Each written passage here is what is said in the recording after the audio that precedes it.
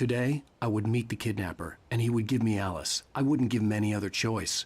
A drowning man will clutch at a straw.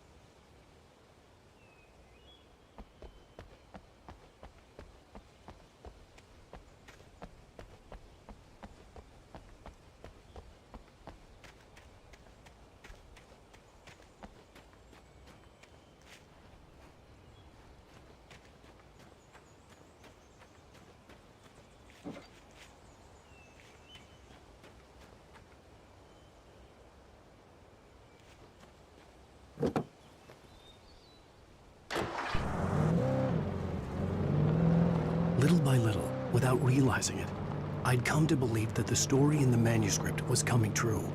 The current of its narrative had taken me deeper and deeper into dark waters. Alice had been taken from me.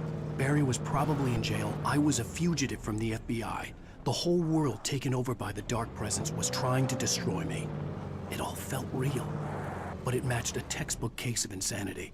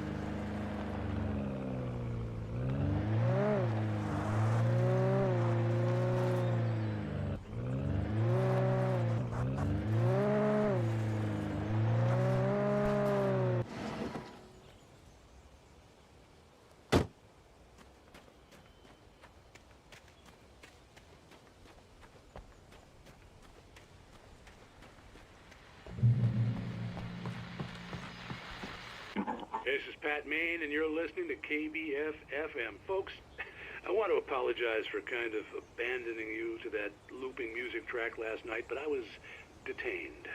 You see, I encountered a big-shot G-man with an itchy trigger finger who could use a lesson in manners and a boot in the ass, not necessarily in that order either. Now, folks, I know I'm not being very informative here, and I apologize for that. I really should just keep quiet, but I'm just so peeved right now. Because some people just shouldn't be carrying badges. I'm just glad that our Sheriff Breaker was there to straighten things out. And if someone I met last night is listening, let me just say, I'm sorry if my mouth got you in trouble. I'm pretty sure you're not the bad guy here. Godspeed, son. I hope you know what you're doing. Now, on a lighter note, I'll be talking to Dr. Nelson all morning. But first, a little music.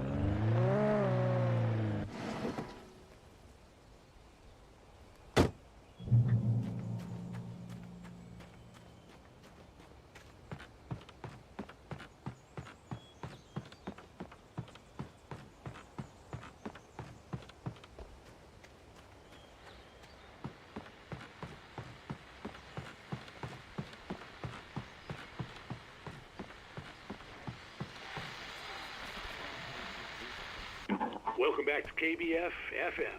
Hope you enjoyed that tune. Now, Doc, you were talking about life and finding that special someone, that soulmate. Well, you were talking about that. I was saying I don't buy it. Oh, see, to me, that's strange, because I always pegged you as a hopeless romantic. You got me there, Pat. But I think love's where you look for it. And you need to do a lot of looking, sure.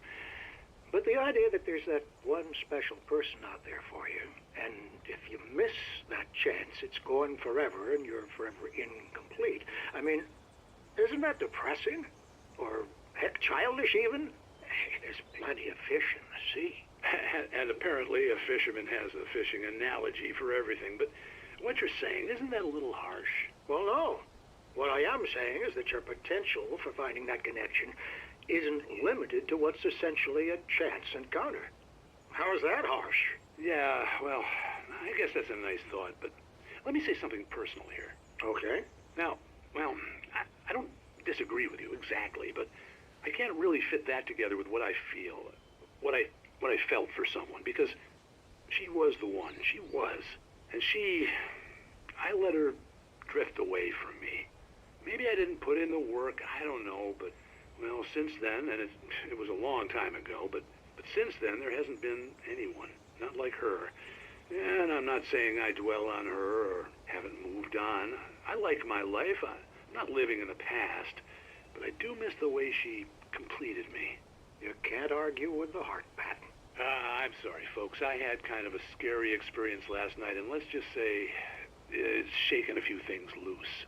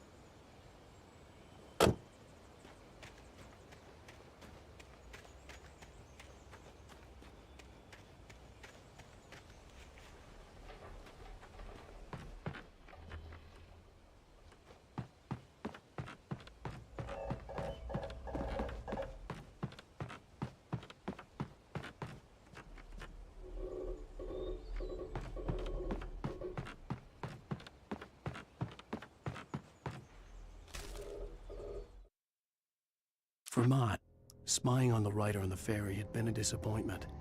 His boss had made Wake out to be something special, but Mott hadn't been impressed. He'd gotten a good long look at the wife, though, and he liked what he saw. Mott had fantasized about goading Wake into a fight, but it hadn't happened. Still, he'd get his chance to see if the writer had anything in him. He'd been promised as much.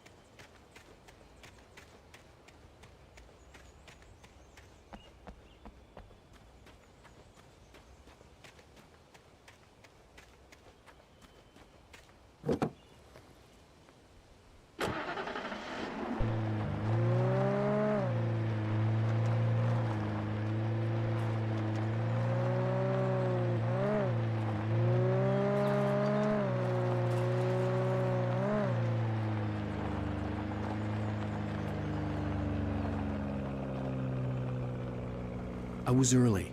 I was supposed to meet the kidnapper at noon in the main building. The coal mine was quiet. It was a museum now.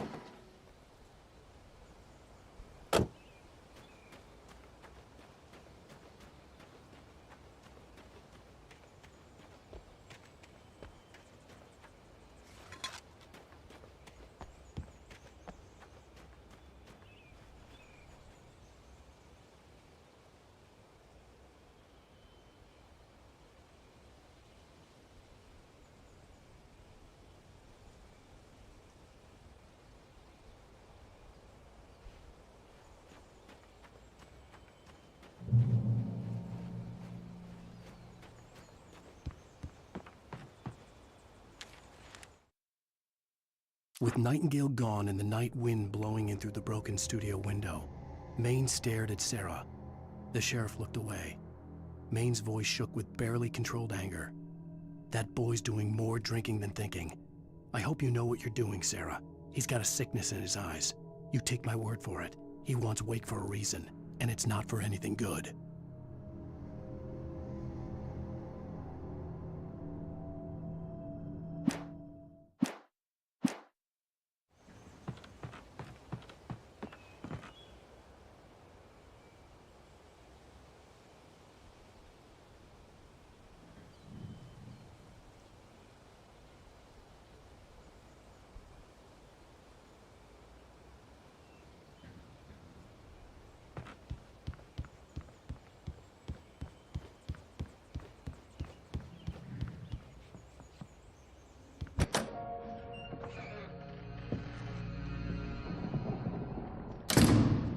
I didn't want to go outside. Cops had to be looking for me. The noon sun turned the place into a sauna. The day dragged on. Different scenarios ran through my mind. Ways of how I'd torture the kidnapper to get Alice back. Or the different horrible things he could have done to her. I imagined her dead. I had no way of knowing she was still alive. It was killing me. I was running on blind hope. It was all a waste of time. The bastard never showed up.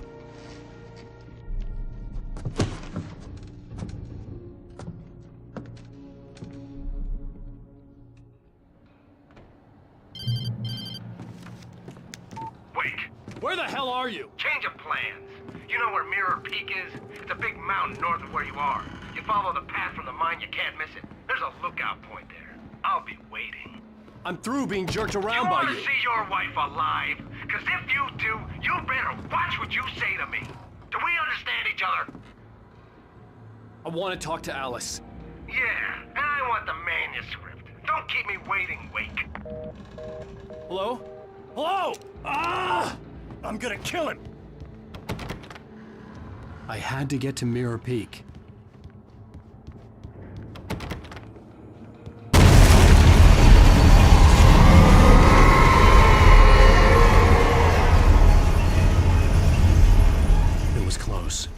closer than ever before.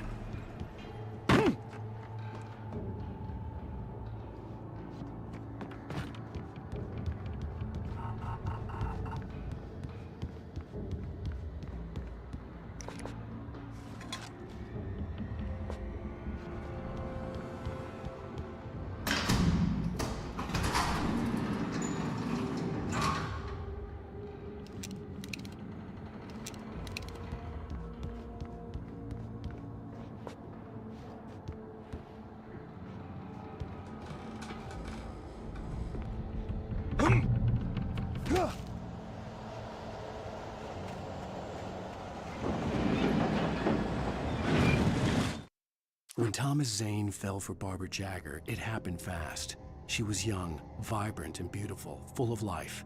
He had never been a very happy man, and without any seeming effort, she had changed all that. Zane felt good for the first time in his life. Everything she did was another piece of a jigsaw puzzle he hadn't even known he'd been missing. And best of all, she made the words flow, strong and sharp. She was his muse.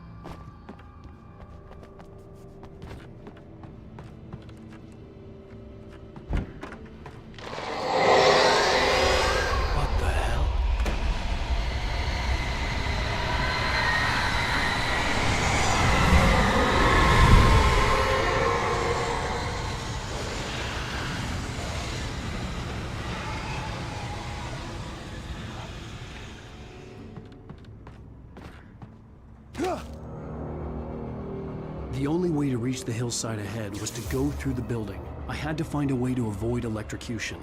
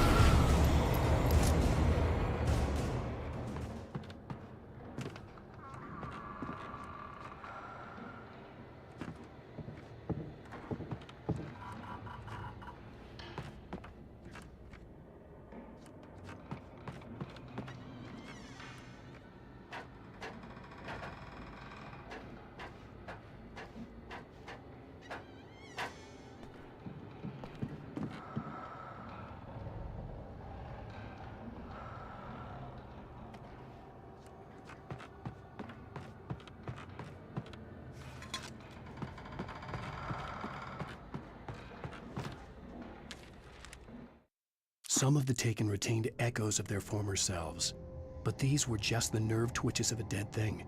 Nothing remained but a shell covered and filled with darkness. In most cases, these puppets were enough for the purposes of the Dark Presence. But for anything more elaborate, as with the writer, it was different. It needed his mind.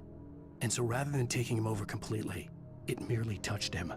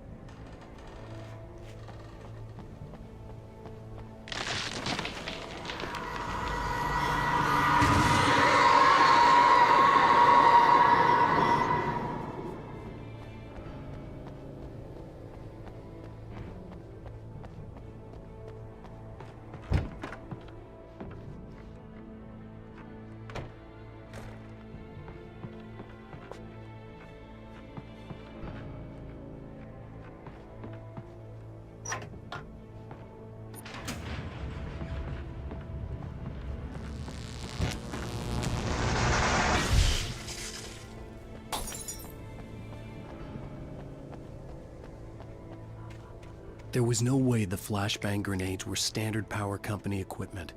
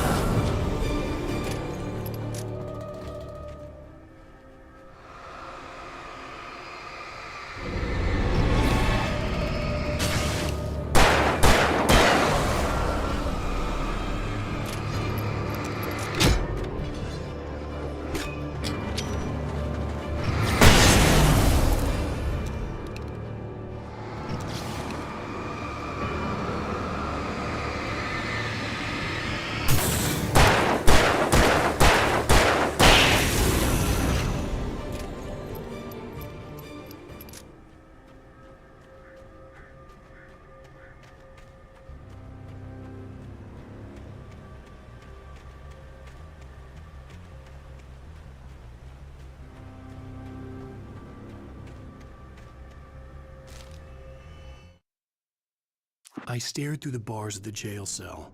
Barry stood behind me, swaying on his feet, looking as ill as I felt. Agent Nightingale stood on the other side of the bars with Sheriff Breaker. Nightingale had a stack of manuscript pages in his hand. He seemed unhinged as he gloated. "Well, I've got you now, Raymond Chandler. It's all here. All the evidence, including conspiracy to murder a federal agent."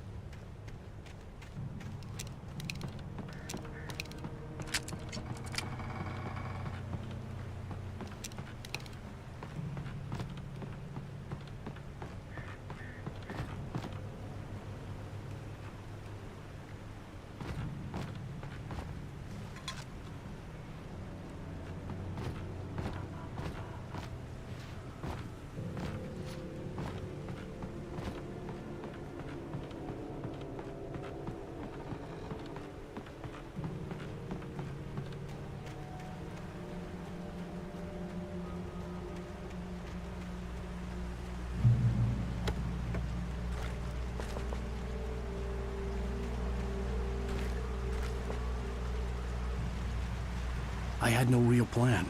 I was going to give the kidnapper all the manuscript pages I had for Alice. If that wasn't enough, I'd hold him at gunpoint and make him talk.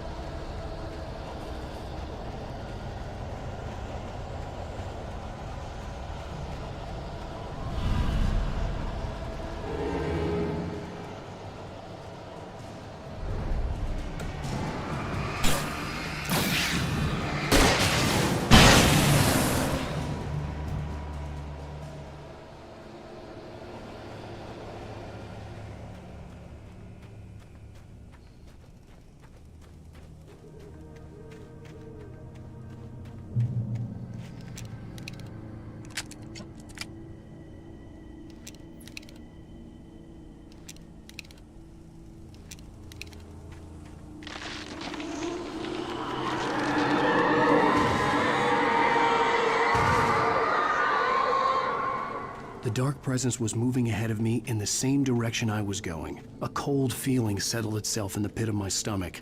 Was it going for Alice?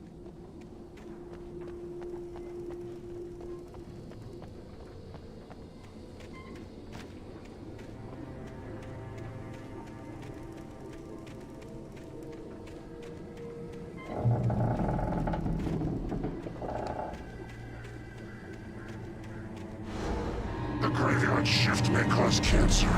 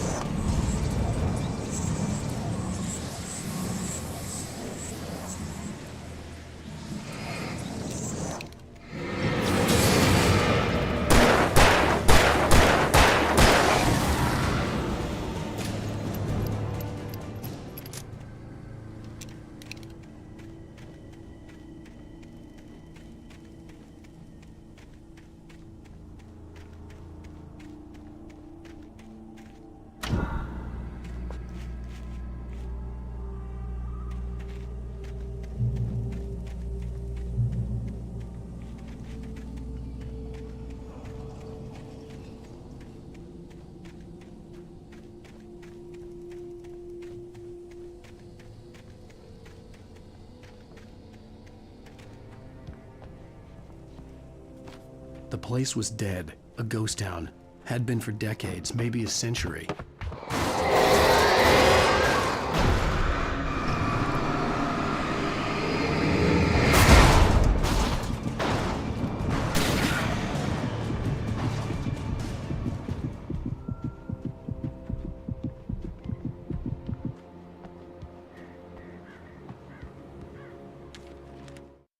Things were never as simple in real life as in fiction. I had lost count of the times I had wished there'd be a clear reason for my writer's block. Something to fight, something to lash out on. There wasn't. I was filled with doubt. I was nothing like the hero in my books. Alex Casey had gone through his life with single-minded determination, never wavering from his goal. Even now, I was angry at myself, angry at Alice, angry at Barry. I was fumbling and I had no plan.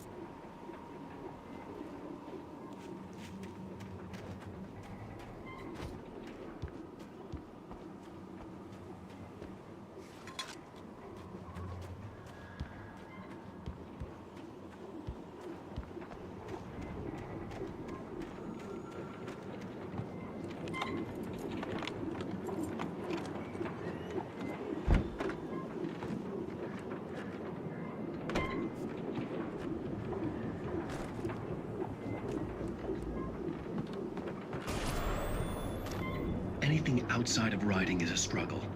I feel ill. I managed to make my way downstairs. There's a shoebox filled with books and papers by Thomas Zane. It's very hard to focus, but I managed to read some of it. He's a poet, and a good one.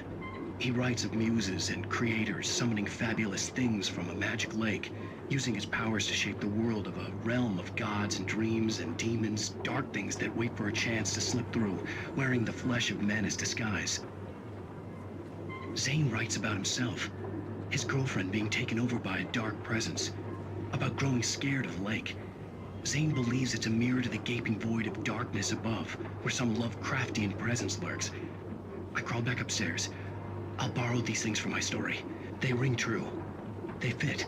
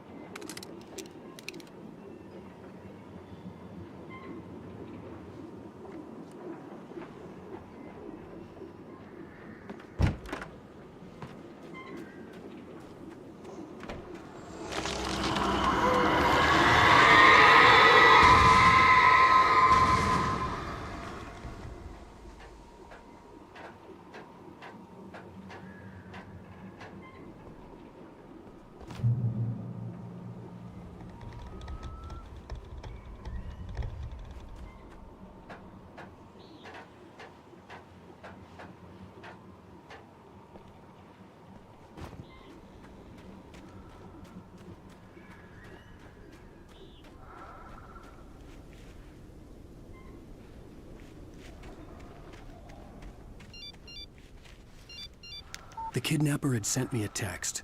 The message was full of spelling errors and insults. It was telling me to hurry up.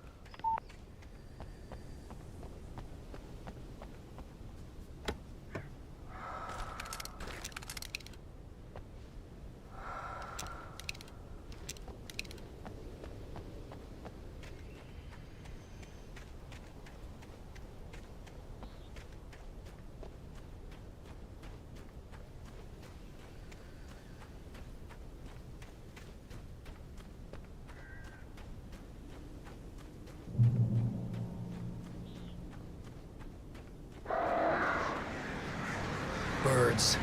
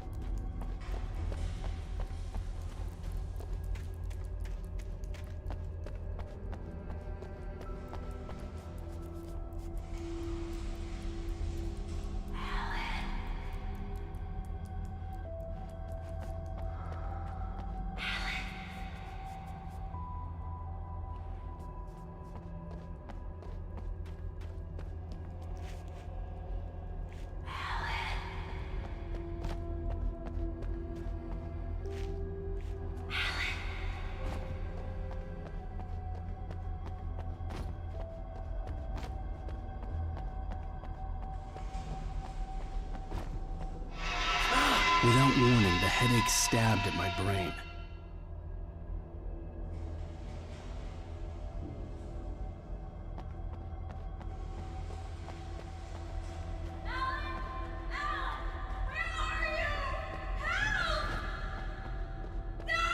Alice?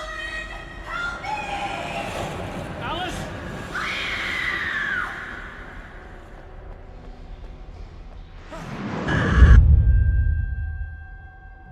I'm losing it. I gotta get out of here.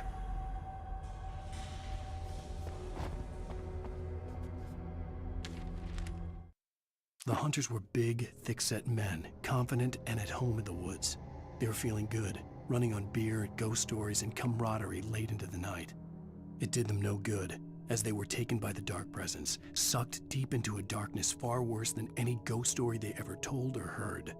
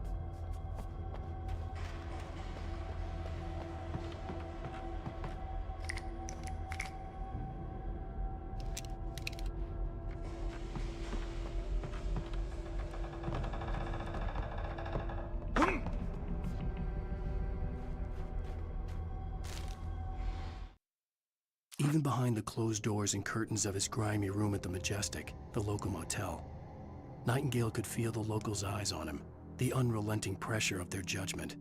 He forced it out of his mind. For all he knew, they could all be under Wake's spell already. You do what you have to do to get the job done. He took comfort from the bottle in his hand. Please, he thought, just let me get through this.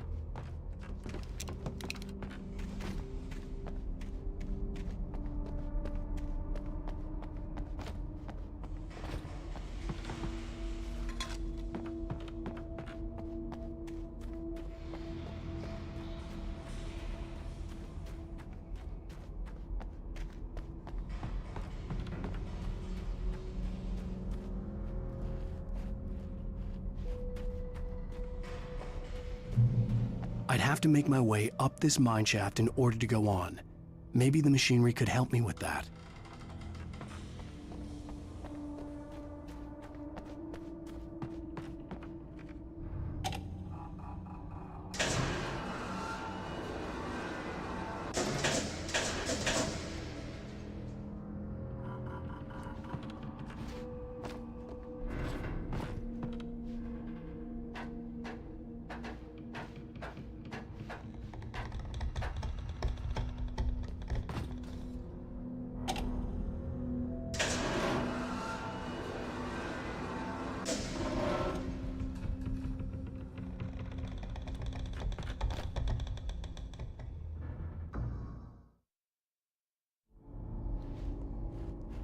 I'd have to make my way up this mine shaft in order to go on.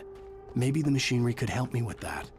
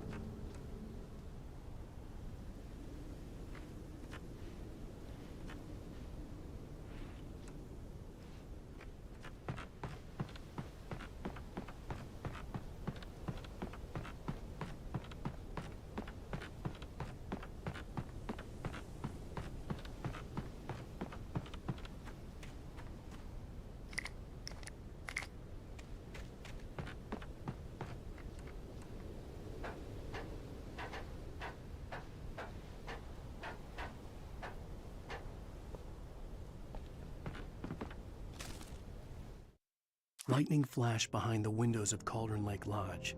Tor Anderson laughed and held the steel hammer above his head. Nurse Sinclair was trying to calm him down without success. Tor grinned madly and shouted, "My hammer's up.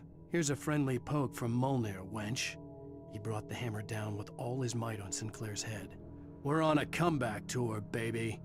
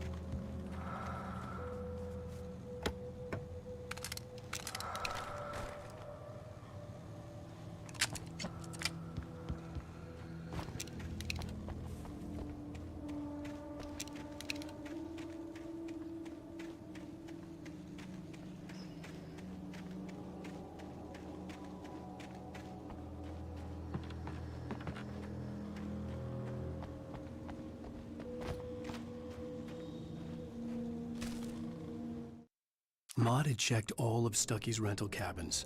There had been no sign of the Wakes. It was dark when he'd found their car parked at the end of the road by Cauldron Lake. It made no sense. They must have taken a wrong turn, but there was no sign of them, and the car had been there for hours already. Frustrated, Mott stood on the rotten ruin of the footbridge that had once led to Diver's Isle before it sank beneath the waves years ago. The boss wouldn't be happy.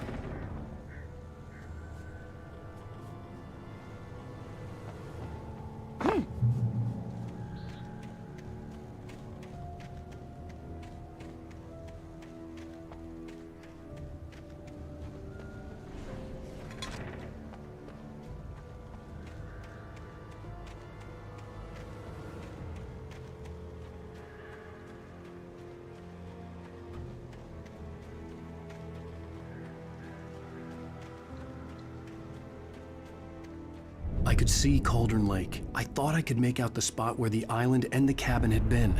There was a light near it. It had to be a boat.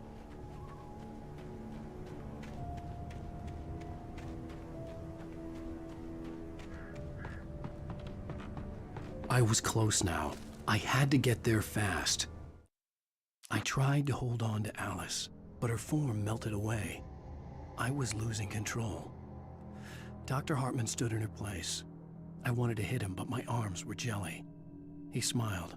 It was a reassuring smile, and I hated him for it. I had to give you a sedative. Don't fight it. You went through another rough period. Right now, it's very important that you stay calm. We don't want you to have another episode. You're a patient at my clinic. Have been for a while now. I dreaded what I would find.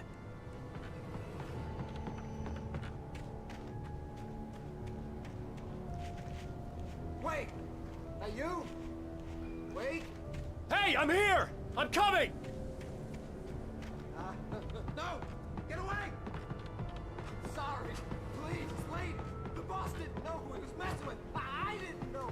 I swear, I didn't know. We don't have his wife. We don't know where she is. She's probably drowned. We just said we had her to make a play ball. You see?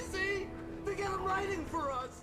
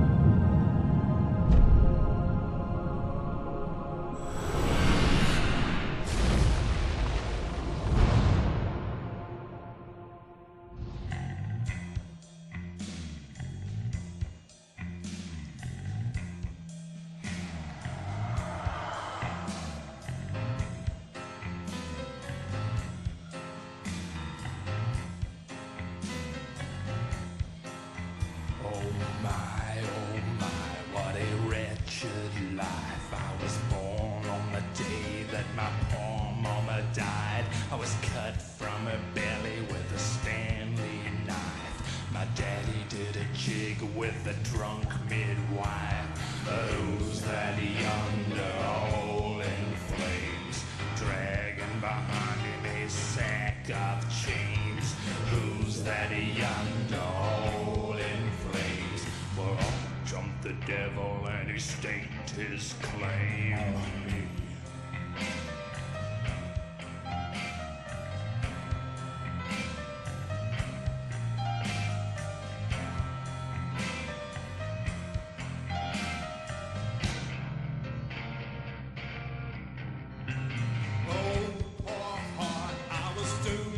Start, doomed to play the villain's part. I was the baddest Johnny in the apple cart. My blood was blacker than the chambers of a dead nun's heart.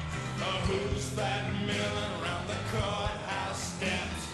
Nail on my face to the hitching fence.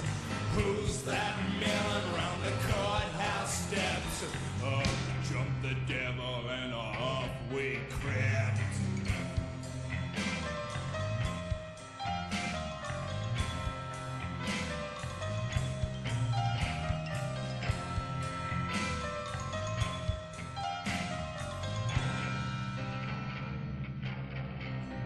Oh no, where could I go with my hump of trouble and my sack of woe? To the digs and the deserts of Mexico, where my neck was safer from the lynching rope. Who's that yonder laughing at me like I was the brunt of some hilarity? Who's that yonder laughing at me? Well, up jump the devil, 1, 2, 3.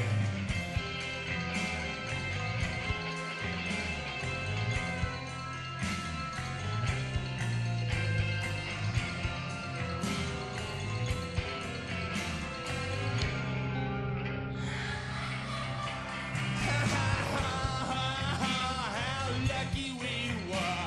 We hit the cat houses and we sampled their wars. We got as drunk as a couple of czars. That night I swallowed my lucky star.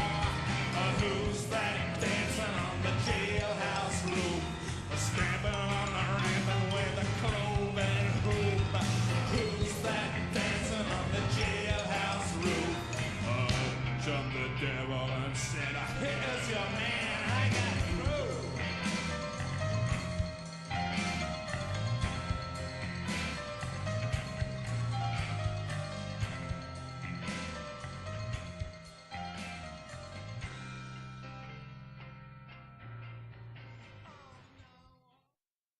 Previously on Alan Wake, I'm hunted by the law. Sheriff, Wake's running. I'm giving chase. Are you seriously telling me that writer just took out my deputies? A thriller I supposedly wrote is coming true. The genre of the story seems to be shifting. It's turning into a horror story. I was told that Alice had been kidnapped, but that was a lie. We don't have his wife. We don't know where she is. Her purported kidnapper was eaten up by the dark presence before it attacked me.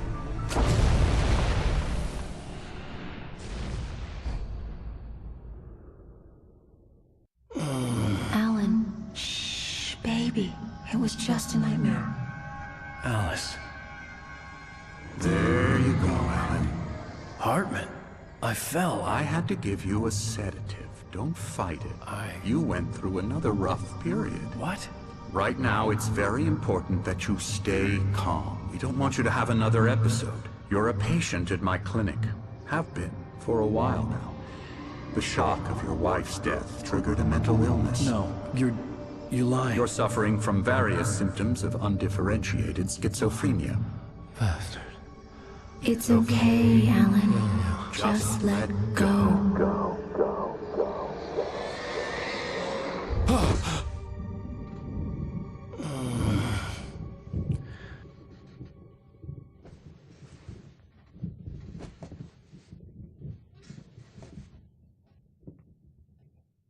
I felt groggy. Whatever Hartman had bumped in me was making me numb. I felt like this was happening to someone else. Someone I was watching on television. I couldn't think. Couldn't focus. The door was locked. I was a prisoner here.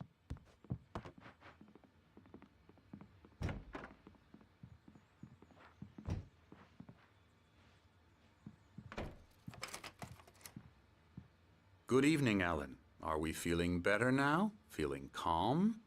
Yeah. I see you brought your pet gorilla with you. So sure, I'm calm. I get the message. Loud and clear. Quite right. That's the spirit. You're being very brave, Alan. I understand you're confused. I would be more concerned if you weren't suspicious of me. I don't blame you for it. Big of you. Now, why don't you come with me? We'll reacquaint you with my clinic and go over everything you might have forgotten. Little walk and some fresh air? Yes, it will do you good. This corridor is for patients. Most of them aren't here right now. Jack took them out for a fishing trip, except for the ones who are particularly vulnerable, of course. I encourage creativity as a part of the recovery process here at Cauldron Lake Lodge. I specialize in treating artists. I bet you do. Splendid, Alan. I honestly believe we can get this thing under control if we work together. This way, Alan.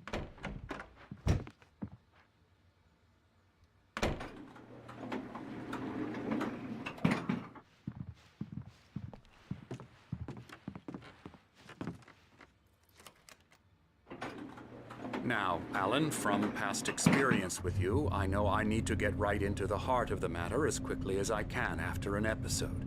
So I'm just going to say this. Alice is dead. No.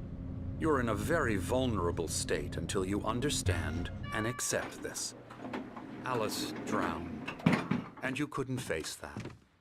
You're suffering from hallucinations, paranoid delusions, unusual thinking, an obsession about light and darkness, a feeling that everything revolves around you, your thoughts and dreams.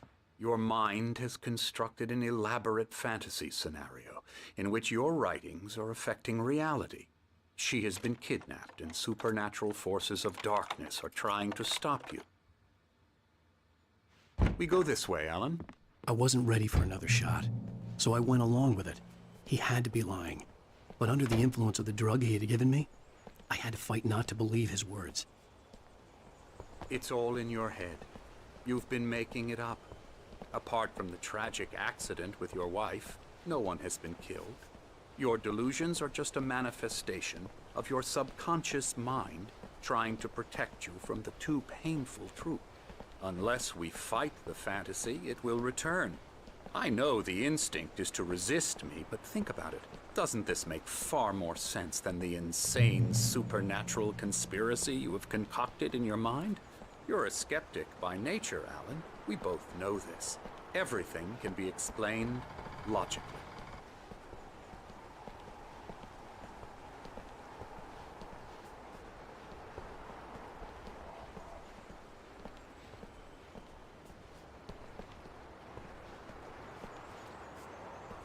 I never get tired of this view. Very inspiring, isn't it? Cauldron Lake spread below us. I could see Mirror Peak on the other side of the lake. I thought I could make out the spot where Diver's Isle had been when I arrived with Alice. Now there was nothing but waves. It seems there's a storm coming. Funny, I don't recall there being a mention of that in the weather forecast. Well, no matter. This way. Follow me. Alan, what I'm telling you is good news. Right now, we're in control. Every time you have a relapse, it gets more and more difficult to resurface from the dark depths of your imagination. Not surprising, considering your profession. Imagination is what you work with. After all your nightmares, this should come as an immense relief to you. If it doesn't, why is that? Because I'm lying? Or because you don't want to admit that you're not well? It's very natural for you to think of me as your enemy. It's part of the illness. I let him talk. After all, Hartman obviously loved his own bring you voice. out of the His world words you've echoed constructed madly for inside yourself. my head. But I I can't dug my do nails it into by the palms of my myself. hands to stay You need focused. to work with me. Once you accept that, we can begin the journey towards your recovery. Come along. Let's go inside.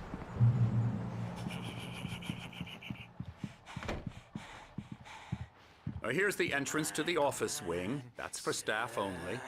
You were impressed by my trophies when you first arrived here. I do love to hunt. The great outdoors, man versus nature. It's wonderful stuff. Pretty damn wonderful, yeah. Scary, scary, scary.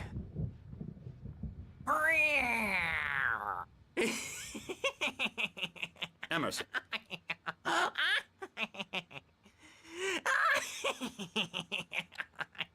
I'm a real bad dream, mister. You should be afraid of me. Don't want to run into me in the night, that's for sure. Please, Emerson.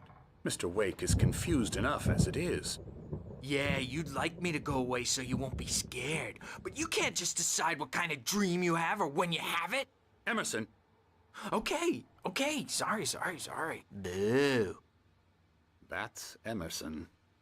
We're actually making some progress with him, I'm happy to say. He works on Elbow video strike. games. Ooh, yeah. It's trash, of course, but it does Get involve him some to the head. small creative effort, which makes him receptive to my therapeutic methods. No kidding. La la la la la la la la la la la la la la la la la la la la You might have noticed the typewriter in your room. You've been writing as a part of the therapy. As soon as you feel up to it, you should continue.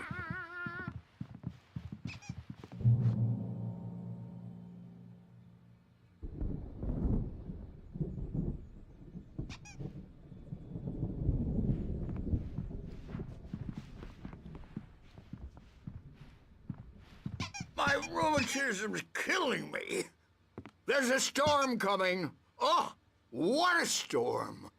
I hope it wipes this place off the face of the earth. And these two are the Anderson brothers, Odin and Tor. They had how should I put this? A heavy metal band in the 70s and 80s called Old Gods of Asgard. They even adopted new first names to complete the image of Viking gods. After the band broke up, they lived on a farm nearby. They are, well, in advanced stages of dementia.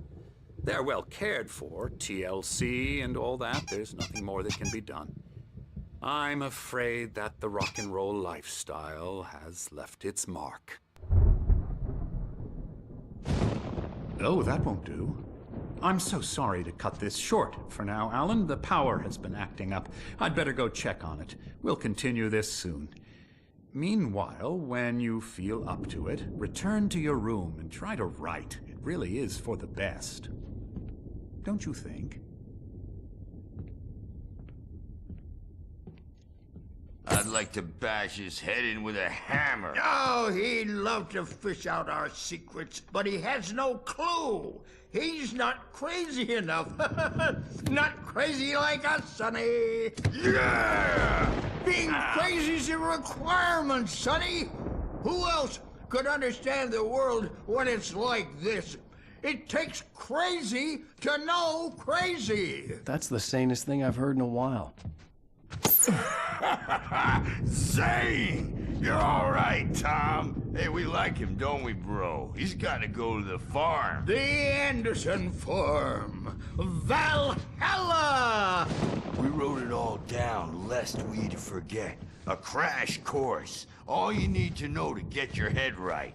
You need to find the message. Here, Sonny, here's something for you. Gave me a rash, but I kept it safe from these bastards. My head was clearing up, or according to Hartman, I was sinking back into the fantasy. I was convinced he was lying to me about everything. Crazy or not, the Andersons made more sense. Tom, you got any booze? Zane could feel the poems, taking form, shaping things. As he experimented, he imagined he could almost feel the power surging through the keys of the typewriter. It exhilarated him. But there was fear, too. If not for his young assistant, Emil, he would have given it up. But Emil convinced him otherwise. He, too, had a way with words.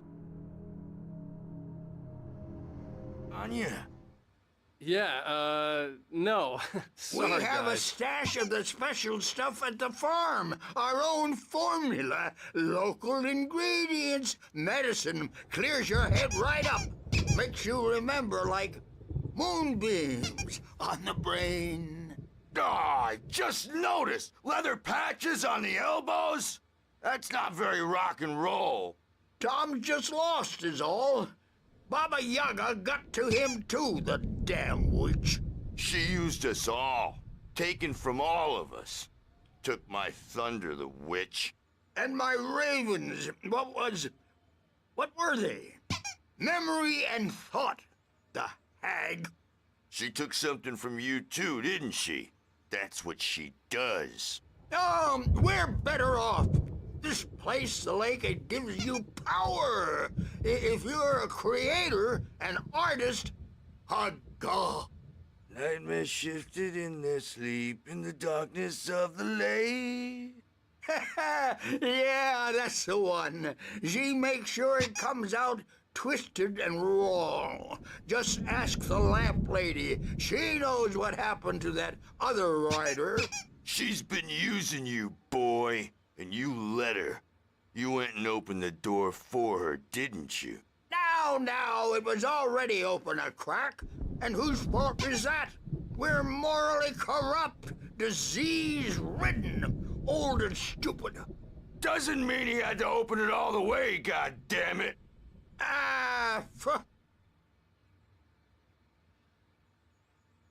So tired. Built the farm close to the lake. A place of power. We had parties there, man. You should go there and have a party.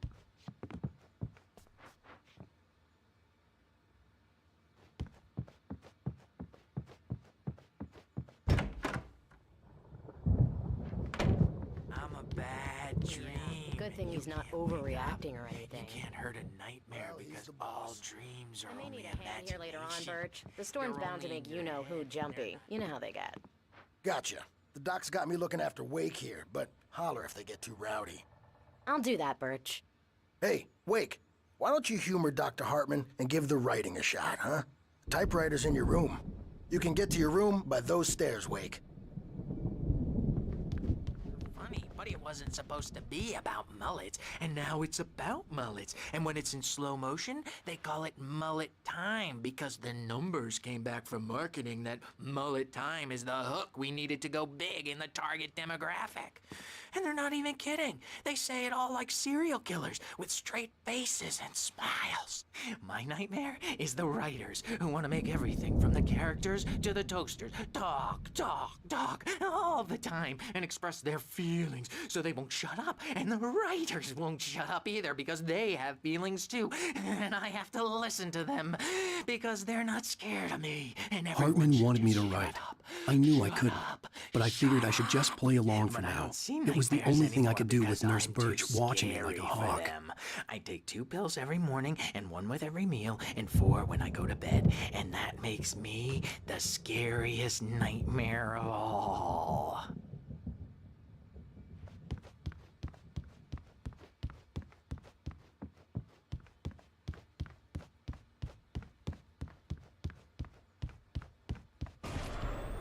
Something's wrong.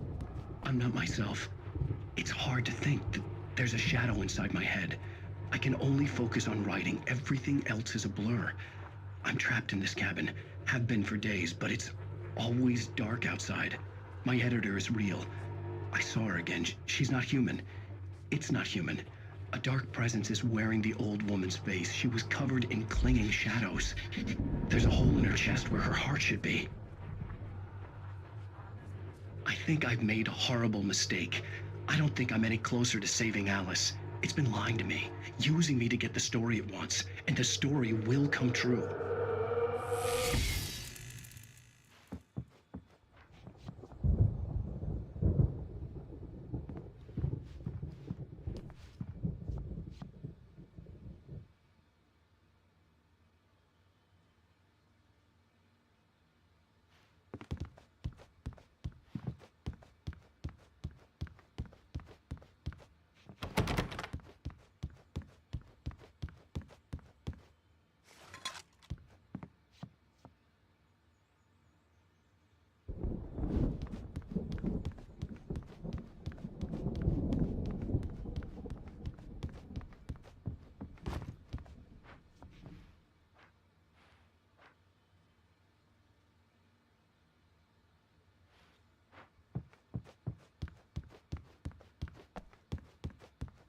Hartman had mentioned that the power had been acting up. Maybe that was the reason for the generator and the work light on the balcony. The generator hadn't been activated, and there was no key.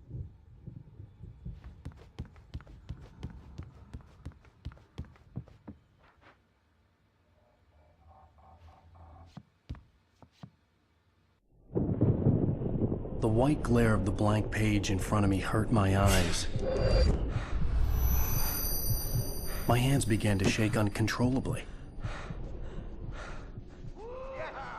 Everybody, calm down. Put that down. Bert, I need help. Hey, Wake, you stay here. I'm gonna go see what's up. You just keep doing what you're doing. Be cool, okay?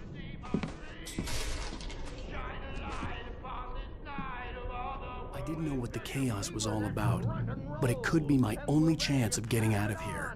Where the hell did he get a damn hammer? I don't My hammer's up. Here's a friendly poke from the old near wench. Oh, afraid of the crazy. Hartman kept talking, giving Barry the grand tour, clearly proud of the place. He went on and on about his hunting trophies, and Barry was impressed. But he was here on business. He raised his voice, cut through the monologue. Hey, Hartman, where's Al? Hartman stopped in mid-sentence, annoyed at the interruption.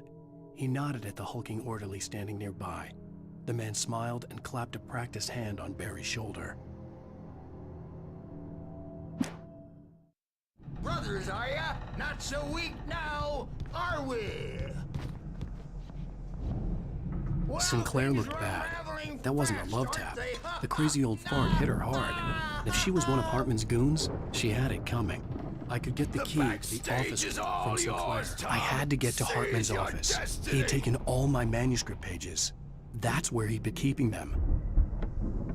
Come out and face the music, Birch! It's time to pay the piper! Maybe you could come out and... The photo on the wall caught my attention. In it, the clinic staff was standing outside the lodge. I knew the man next to Hartman. He was the kidnapper. Hartman had been playing me all along. The markings on the tape said they were recordings Hartman had made at the sessions with his patients. I saw Alice's name on one of them. For a moment, I couldn't breathe right. Now, Mrs. Wake, can you tell me about Alan's problems? He's more and more out of control all the time. The parties, he's so angry all the time. He's getting violent. Do you mean with you? No, not with me. No, never. Sometimes I almost wish Alan would take a swing at me, because at least that'd lead to a conversation he couldn't just march out of. But no. Alan doesn't really sleep. And the work, well, he's not writing at all. He sits there for hours and just gets more and more frustrated. And I can't talk to him. Yes. Tell me, Mrs. Wake. What would you say to him if he'd listen? I don't know. I want to say, I look at you, and it's not you. Just some stranger who resembles you. Looking out from behind your eyes, and I don't like that guy much. And now it's all gonna go to hell. But you don't ever say this. No. I've tried, but he's not listening. He's too deep in his own problems, always going on about something else. I'm so afraid I'm gonna lose him, and we're not even talking anymore. He doesn't let me in anymore. He just keeps me in the dark. I'm so alone here, even when he's home. Please help me, Doctor, because I'm at my wit's end. Well, if you can just get him here, I'll absolutely do my very best. Yeah, but Doctor, you need to be careful with him. He's not just going to listen to you and cooperate. He's the most stubborn man I've ever met. Well, I'll be sure to bear that in mind. Hearing her voice, what she was saying made me happy and sick and guilty all at once. Worst of all, I recognized the words. The phone call from her. It had been a cut-up of this. Just a recording. Rudolph Lane's case is interesting. He was completely blocked, and frankly, I was about to discard him as useless. However, once Wake arrived and started writing, something changed in Rudolph. He's producing extraordinary work, increasingly dark pieces. Unfortunately, he doesn't respond to direction at all, and it's my belief that he's not so much a creator as an illustrator, perhaps, a recorder of sorts. I hadn't considered the existence of such a role before, let alone its implications, but the paintings he has produced are informative. At least he's easily controlled and useful. I wish I could say the same about Wake. It's frustrating that the best subjects are always so damn difficult to deal with.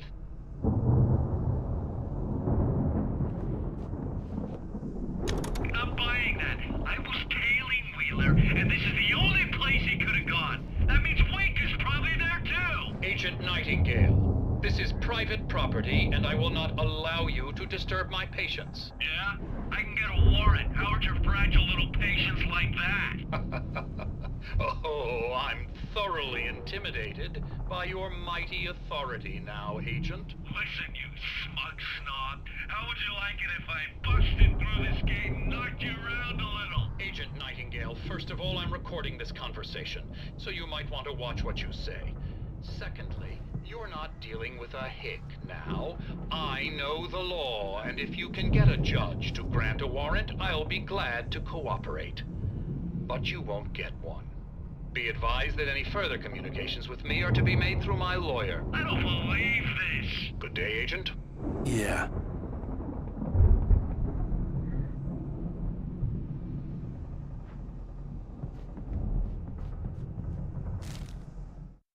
Hartman wasn't happy. Mott could see it in his eyes. He quickly lowered his own. He had made a mess of it, and he knew it. The shame of failure was hard to bear. He hadn't expected Wake to say he needed more time, and he blurted out 2 days, less than Wake had asked for to show him who was in charge. But that wasn't part of Hartman's plan.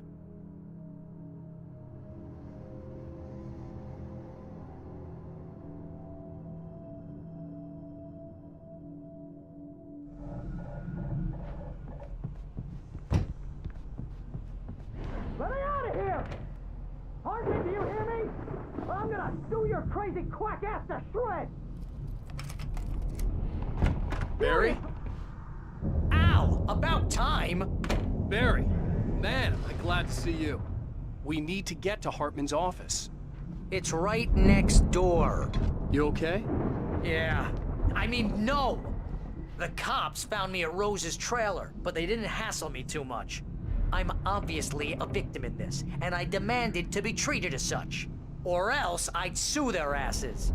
Speaking of asses, that Fed gave me a real hard time, but I had no clue where you were. That guy's crazy, Al. But he let me go, and then I get a call from Hartman, that son of a bitch, who tells me you're here, and I should come pick you up, but when I got here, 2 goons clobbered me and stuck me in there. What's with the cutout? I stole it from the diner to piss off Rose after what she did to us. That'll teach her. Yeah, that's a harsh punishment. Come on, pal, we gotta get going.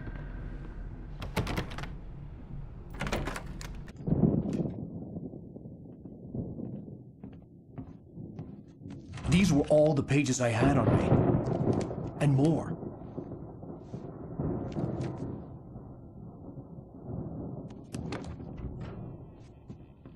Alan, please. You're sliding back into the... Tell me one more lie and I'll shoot you in the face. Ah, well, it was worth a shot. Really, Wake, come on. Let's work together on this. You have no idea... Hartman, shut up! Barry, get out of here. I'll catch up with you. Get a car. Oh, Al, let's just... Go! Wake, listen to me. This is a mistake. Don't you see? Together we can create something absolutely wonderful. With your ability and mine.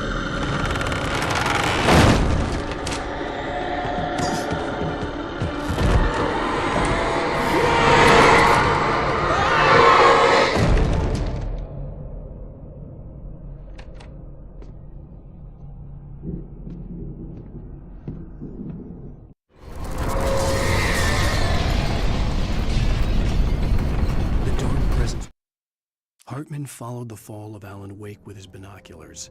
When the rider hit the water, he ordered Jack to take the boat to him. The spot was easy to see in the dark, even with all the extra lights in the boat. The flare floated and kept burning even in the water. Jack turned the radio louder as the engine sputtered. The music was rough and clanking, something the Anderson brothers would no doubt have enjoyed. But Hartman chose to ignore it. Wake was finally within his reach. Only in a moment. I had to find a way out.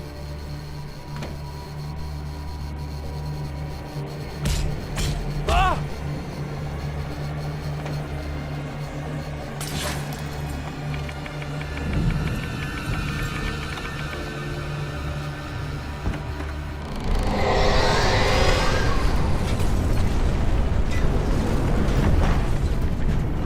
I needed light to get the possessed bookshelves out of my way.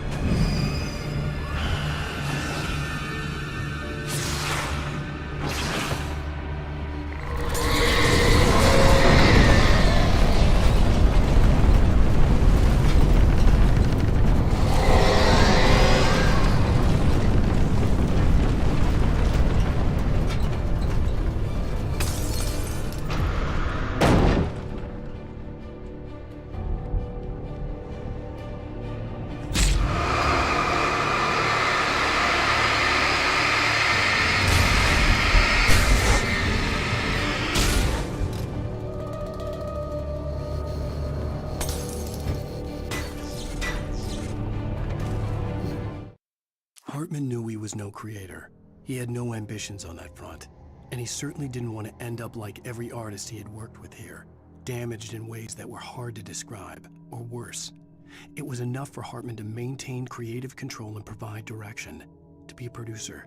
That was what most of these people were in need of anyway. Of course, suitable subjects were few and far in between.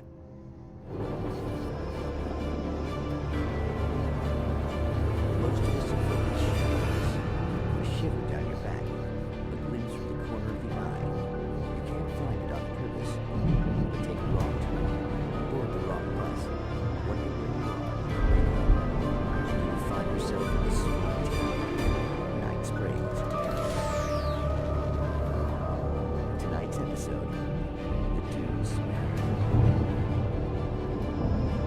Sometimes, even the simplest things prove. Consider, you get in a car and leave a life behind. Easy? Not tonight. Thanks for the ride, Mark. I'm so glad we're leaving this place. You have no idea. What, Night Springs? Come on, Linda, relax. It's not that bad. Hey, what's that up ahead?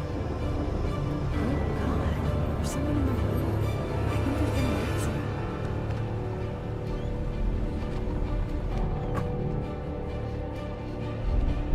Are you alright? Oh no, Linda! Oh no! It was me on the road! Wait! Tell him to watch out for the truck! Watch out for the truck! My God, Mark?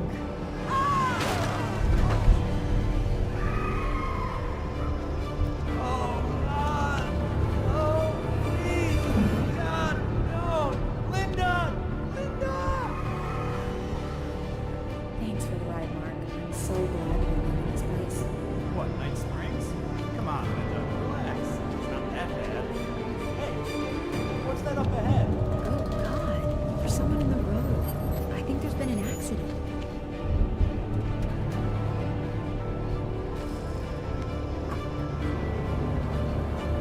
Are you alright?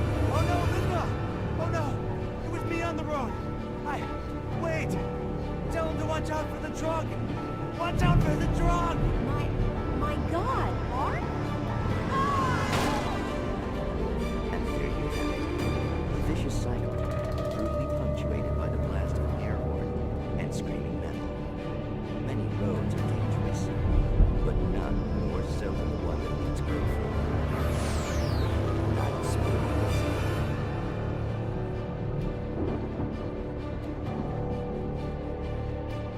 Magic.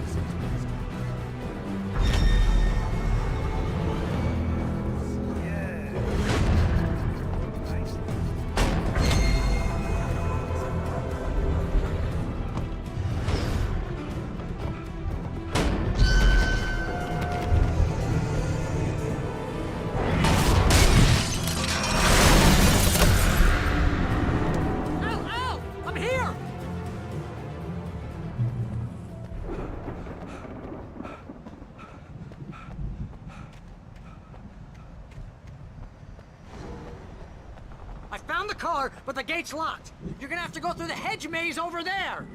Barry, I don't have a light. Take this, Al. Oh, God! Look at the house, Al! Look out!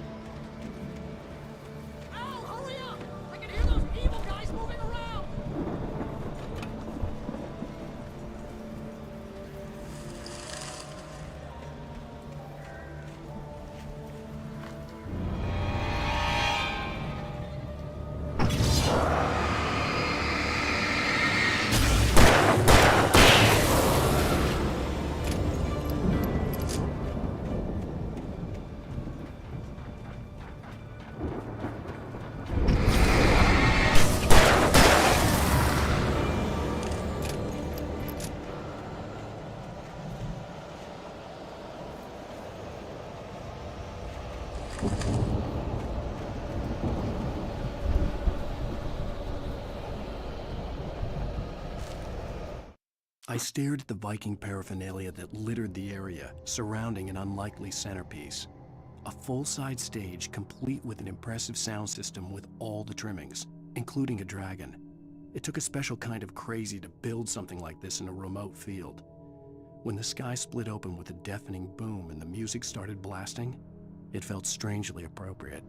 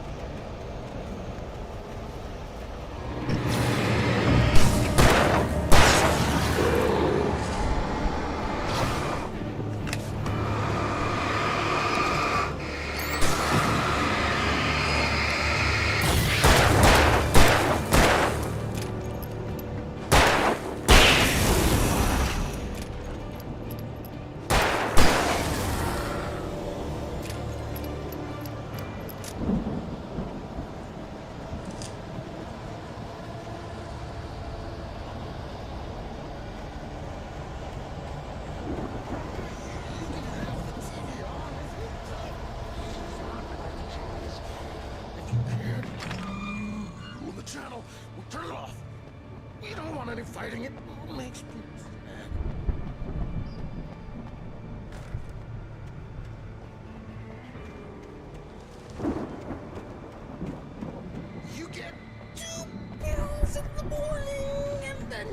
nice and calm all day long. You get free meals in the evening.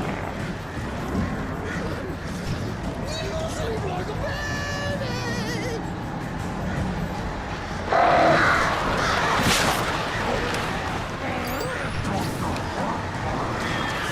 What seems to be?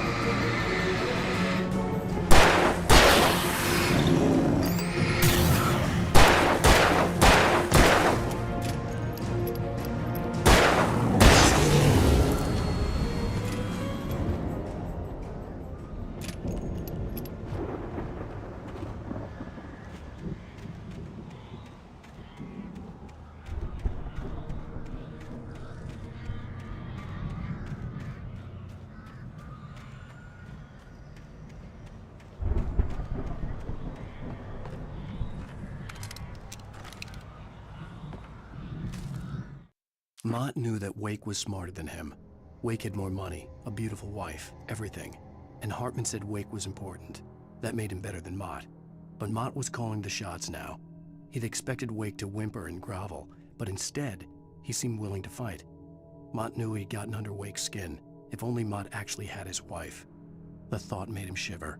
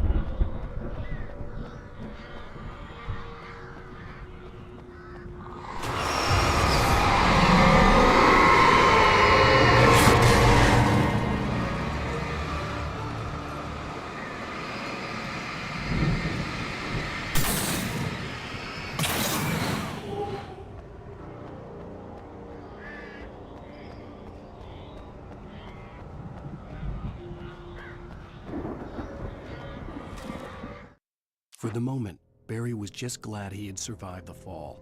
He had been separated from Al, and there was no easy way to climb back up. He told himself he'd be okay in the gloomy forest at night. He would just have to wait for a while for Al to find his way down. Barry turned when he heard the heavy footsteps and saw the movement. The man-shaped shadow lunged at him from the bushes, an axe held high. Barry screamed and threw up his hand. The world exploded.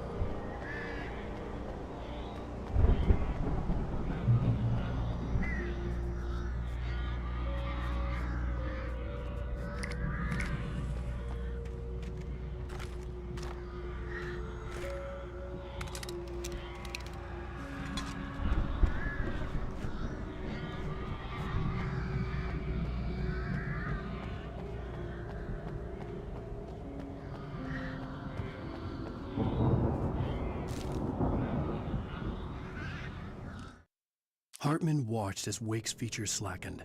The man was bullheaded, no doubt. Even lying on the bed, he'd almost broken Hartman's nose the second time. But with a little time, he could break Wake down, give him proper direction. Wake was easily the most promising subject he had had. Well, since Tom, really. "Sleep well, Alan," Hartman whispered with a smile. "Let me take care of you." He sniffed hard to clear his throbbing nose, swallowed blood, and barely tasted it.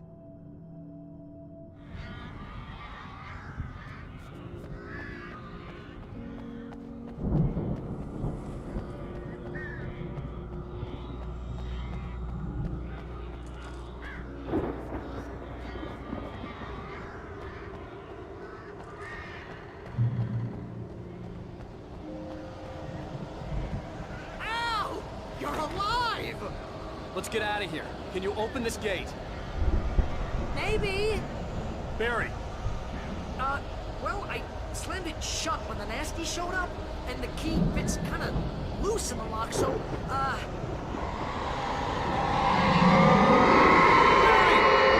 find it! Don't worry about it!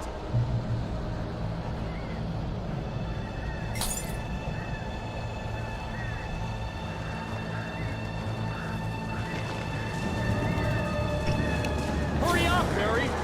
I'm on it! I'm on it!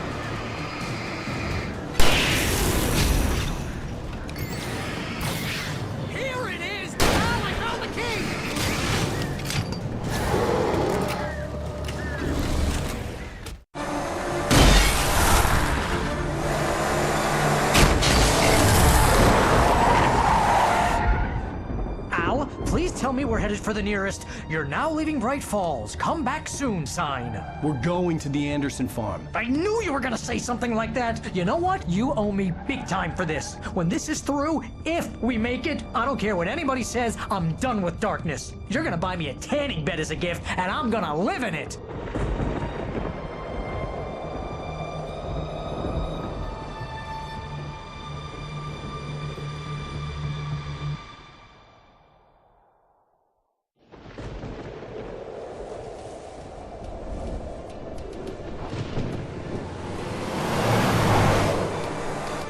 I'm crazy, but that's fine, Barry. Oh, you got that right, Al. You're barking mad. You are by far the craziest— But maybe that's inevitable when you deal with crazy stuff like this. It helps. This is happening, Barry. Alice, they never had Alice. She's trapped in the darkness at the bottom of the lake, but she's not dead. Al, how can you know that? I know, Barry. I can— Al, No, listen. I can bring her back. I can find her. There's something special about this place. The lake, it does something to the works of art created here. It makes them come true. But there's a catch. The dark presence, whatever that thing is, twists it to its own ends. That's why all of this is happening. It's using my manuscript to take over everything. Al, I believe you. It happened to Thomas Zane before, it happened to the Andersons. I believe you. Crazy or not, you're not delusional. Weird shit's going down. That's a fact. I'm on board, man. I'm with you. The Andersons knew about it, but they were too far gone to tell me with all the drugs they were on. But they wrote it down. There's a message somewhere at their farm, Barry. We just need to find it. Look out!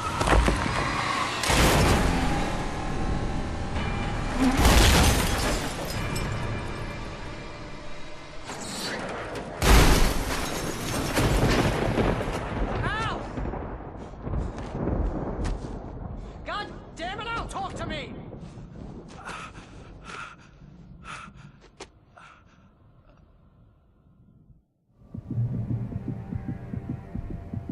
I had lost my gun in the crash. Barry was nowhere to be seen. Barry! Barry! Oh, man! man, you're okay! Jeez, it's good to hear your voice! I was trying to get out of the car, but the ground gave way. Man, what a drop! And don't worry, your cutout is fine. Forget that! Are you okay? I hit some bushes, didn't get a scratch. There's no way you can climb down, though. It's like a sheer wall.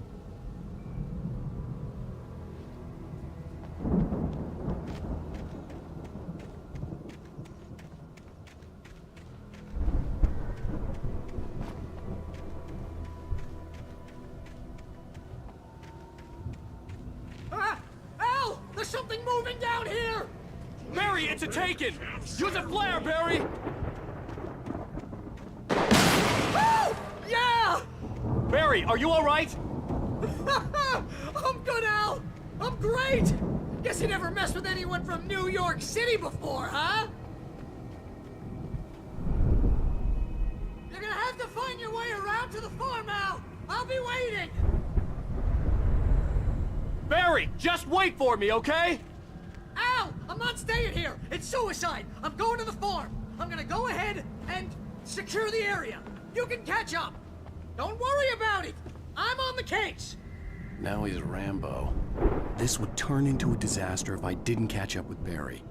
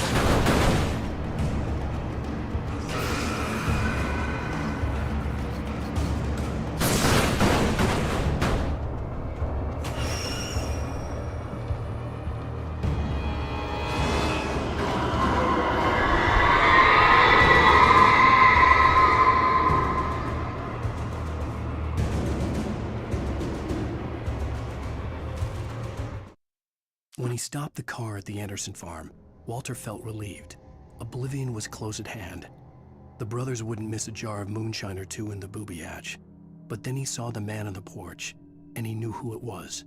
Driving for his life and knowing it was useless, he didn't realize he was crying until he couldn't see the road for the tears.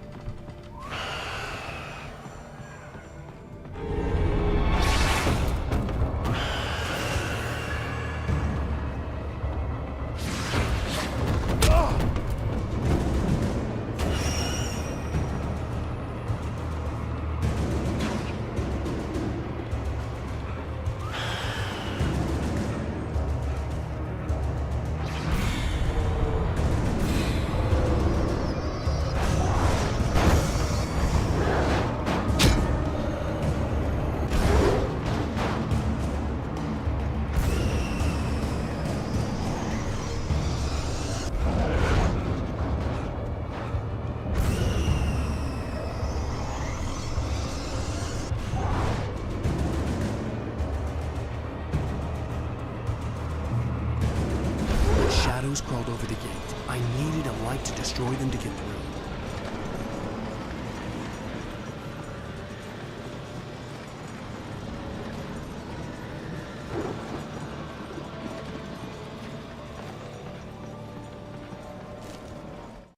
Agent Nightingale stared at the passed-out rider. The man was sleeping off one hell of a night. Nightingale felt a stab of envy at Wake's oblivion, but he had a job to do. He put the gun to Wake's head and almost became a murderer. His hand shook and his throat felt tight and dry. Biting his teeth, he tried again to pull the trigger. He lost the nerve. Wake stirred. Nightingale would have to settle for an arrest.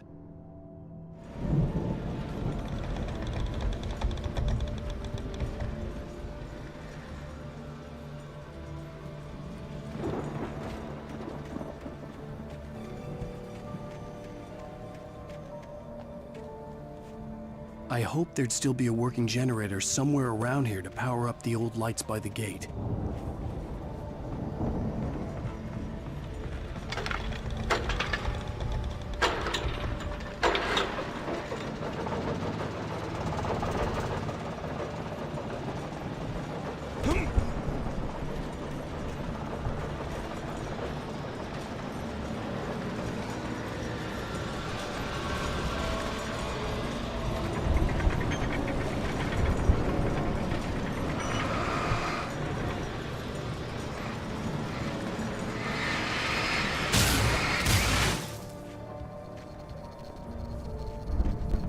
I could sense the movement in the woods ahead. Facing the enemy without a weapon was dangerous, but I had no choice.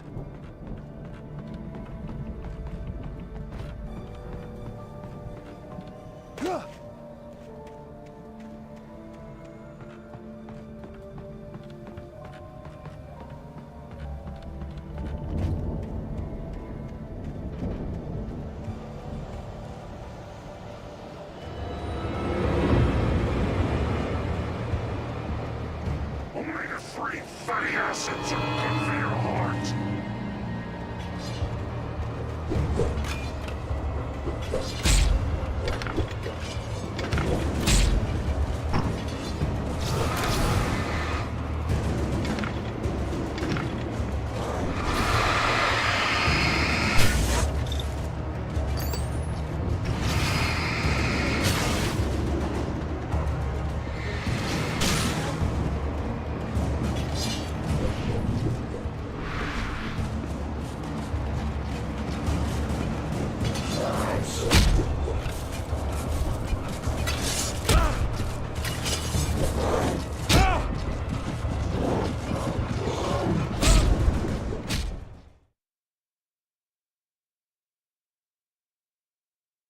I could sense the movement in the woods ahead. Facing the enemy without a weapon was dangerous, but I had no choice.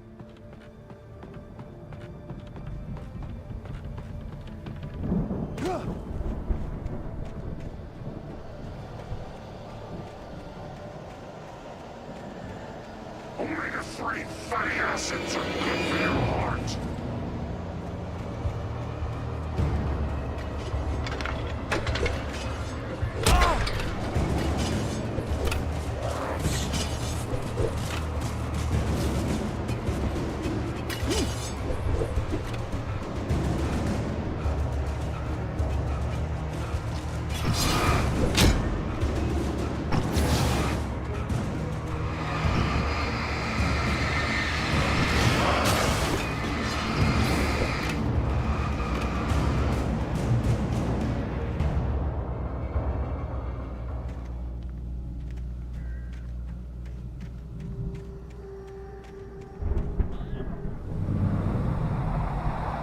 A car was driving away from the farm, headed in the same general direction as I was.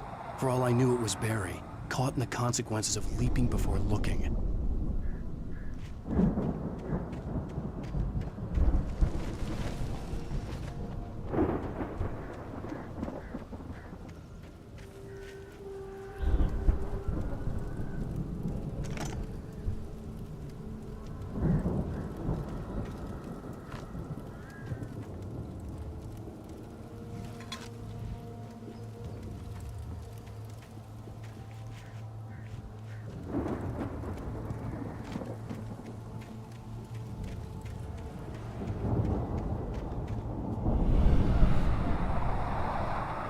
The car was heading for the cabin up ahead.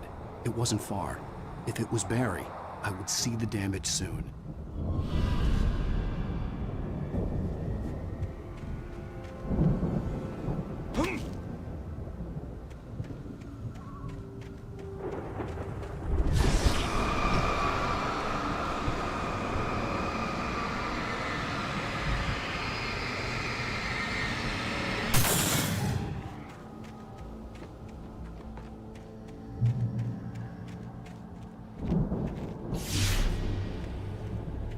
I'm trying to deliver each page to the right time and place. I'm trying to show you how the story goes. I had seen glimpses of the light before. I had seen it in my dream. It was a strange spaceman or a diver in a bulky suit. He was the one who'd been placing the pages on my path. The dark presence followed the choreography laid out to it in the manuscript, growing stronger and stronger, moving like a storm from one scene of destruction to the next. But it was still bound to follow the story and chained to the dark place it came from. When the story reached the end it longed for, it would finally be free.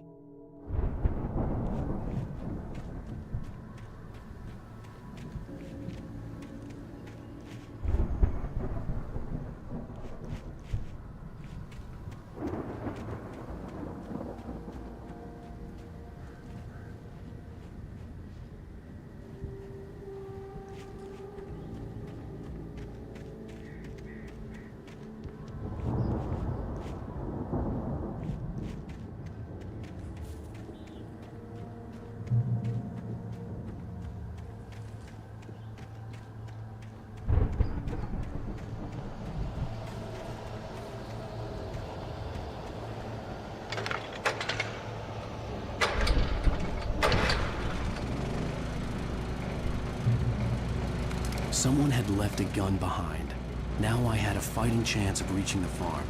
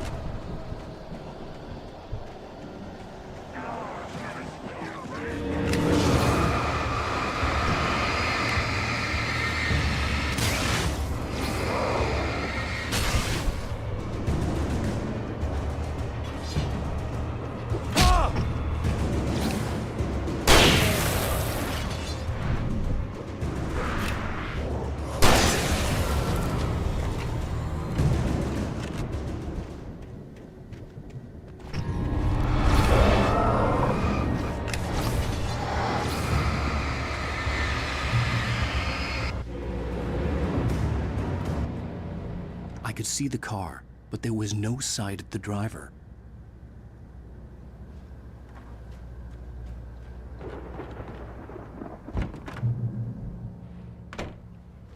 Hello? Anybody here? Barry! No! Danny, you're not! Please! What are you? No! Don't! I'm sorry!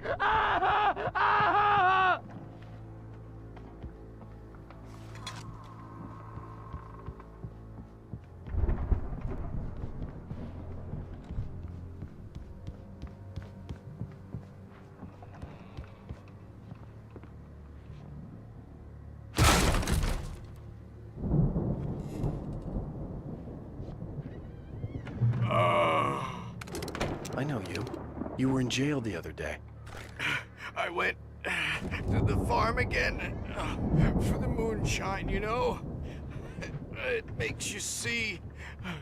They're not gonna miss it. They're in the loony bin. But my buddy, Danny, I lost him. Something's gone wrong with him. It's not him. Like a real bad follow-up to a real good movie. The best friend's suddenly the bad guy. Who wrote this crap anyway?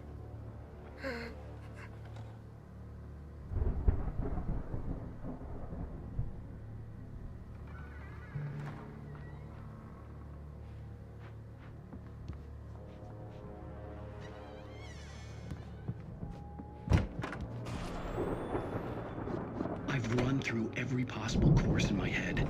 If I continue like the Dark Presence wants me to, the story I'm writing won't save Alice. It's a horror story, and it's going to kill her, and me, and everybody in this town. No one will survive. Darkness will consume everything. This is what it's wanted all along. It will be free, unstoppable. It used Alice to get to me, dangled her in front of me to keep me going. It was never going to release her. I'm going to change this. I'll escape. I've written myself into the story. I'm now the protagonist. This feels like a terrible risk, but it's the only way to save Alice. I'll be bound by the events of the story just as much as anyone else who's been woven into it. The story must stay true for this to work. There have to be victims along the way, near escapes, cliffhangers. In a horror story, it can't be certain that the hero will succeed or even survive. He almost has to die. I'll write my own escape into the story next. I need help. Zane's going to be the one who'll help me. I'll make it happen.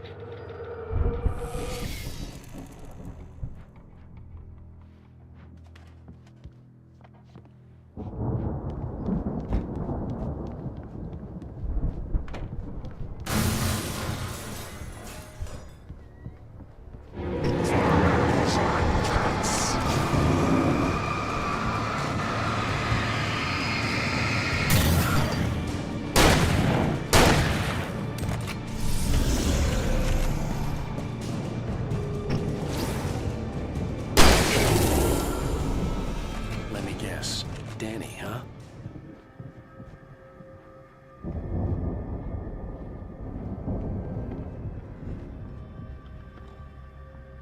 The front door was locked. The farm was still a good distance away. I'd need a car to get there fast.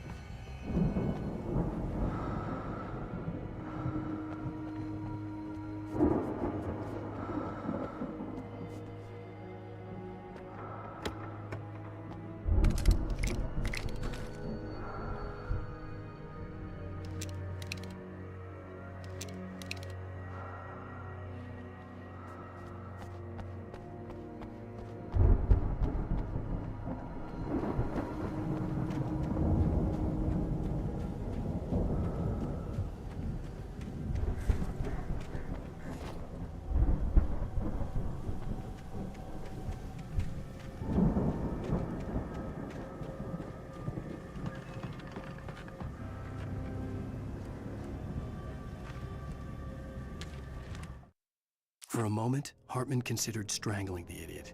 Mott was mean-spirited, but easily manipulated, an emotional infant who lived for his approval.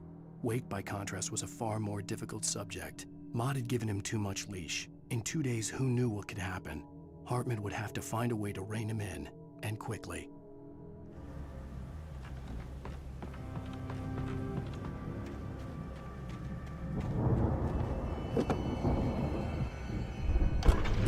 wasn't up here, he was probably in trouble down at the farm.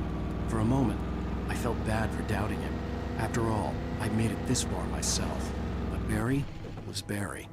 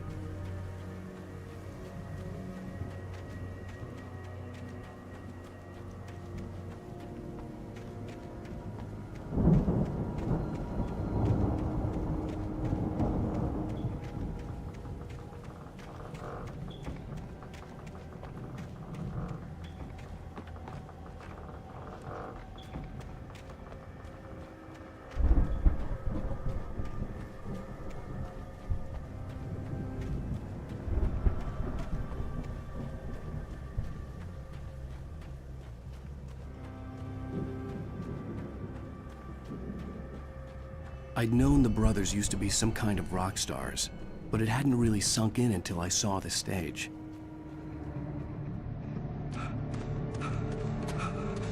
Ow! Run! Incoming! There's too many of them!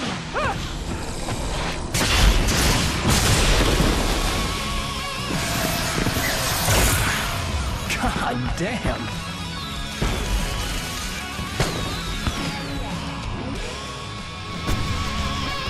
I'm so glad you decided to go it alone, Mr. Johnson. Shut up and shoot! Ow!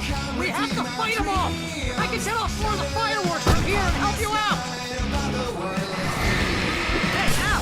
There's a lot of ammo and stuff around! This place is stopped! Al! Hold on! I'll try to get the stage lights on!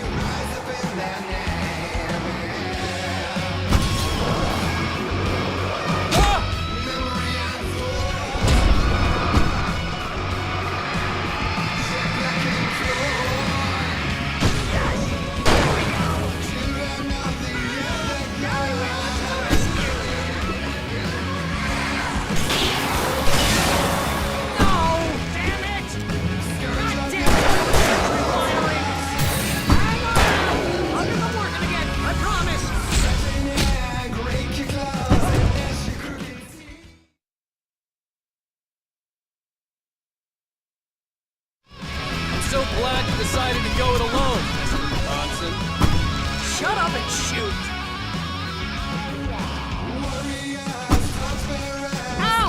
We have to fight them all! I can set off more of the fireworks from here and help you out! Hey, Al! You notice there's a lot of ammo and stuff around? This place is stopped! Al, hold on! I'll try to get the stage lights on!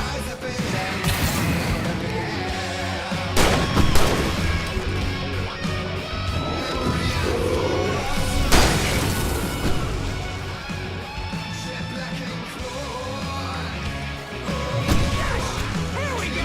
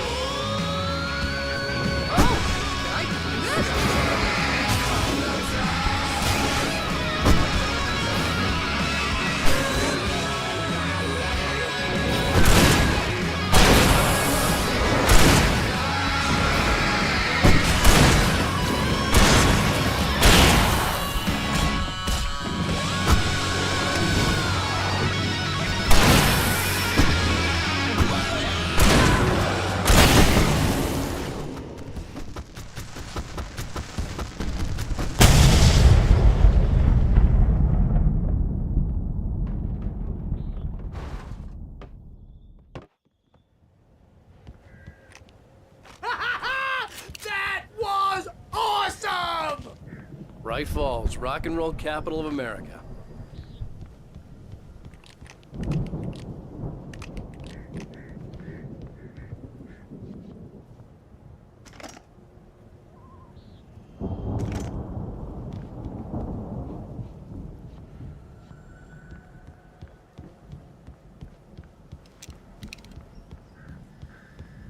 Hey, Al!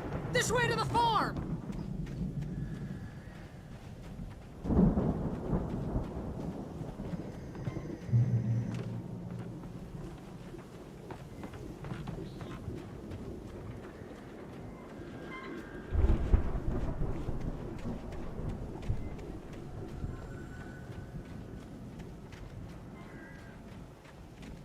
See, bestseller? No reason to worry. Your cutout's good as new, right where I left it.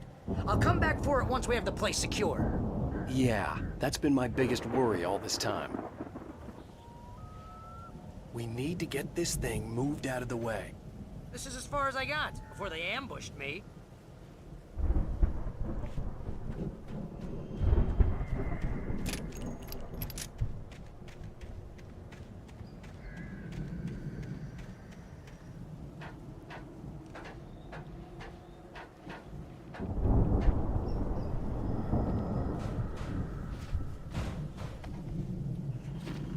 Hey, I think Alan Wake here has something to say. What's that, Al? Oh, I'm Alan Wake. I'm always right about everything. And if I don't get my way, I'll sulk all day long. I'm always intense and moody. It makes me very attractive and mysterious. Right now, I'm just standing here because I need my best friend Barry to carry me. But that's okay. I can just take him for granted. I think I see what you did there. Yeah, it was pretty good. You want me to do my imitation of Barry Wheeler? No? Thought so. Deputy Mulligan tuned Thornton's chatter out. He didn't think riders were particularly useful people, and a huge manhunt for one struck him as idiotic. Certainly not worth the missed opportunity for coffee and pie. It wasn't even clear what the man had done, except run from them at the trailer park. Mulligan knew he wasn't alone. The sheriff's patience with the Fed was running out.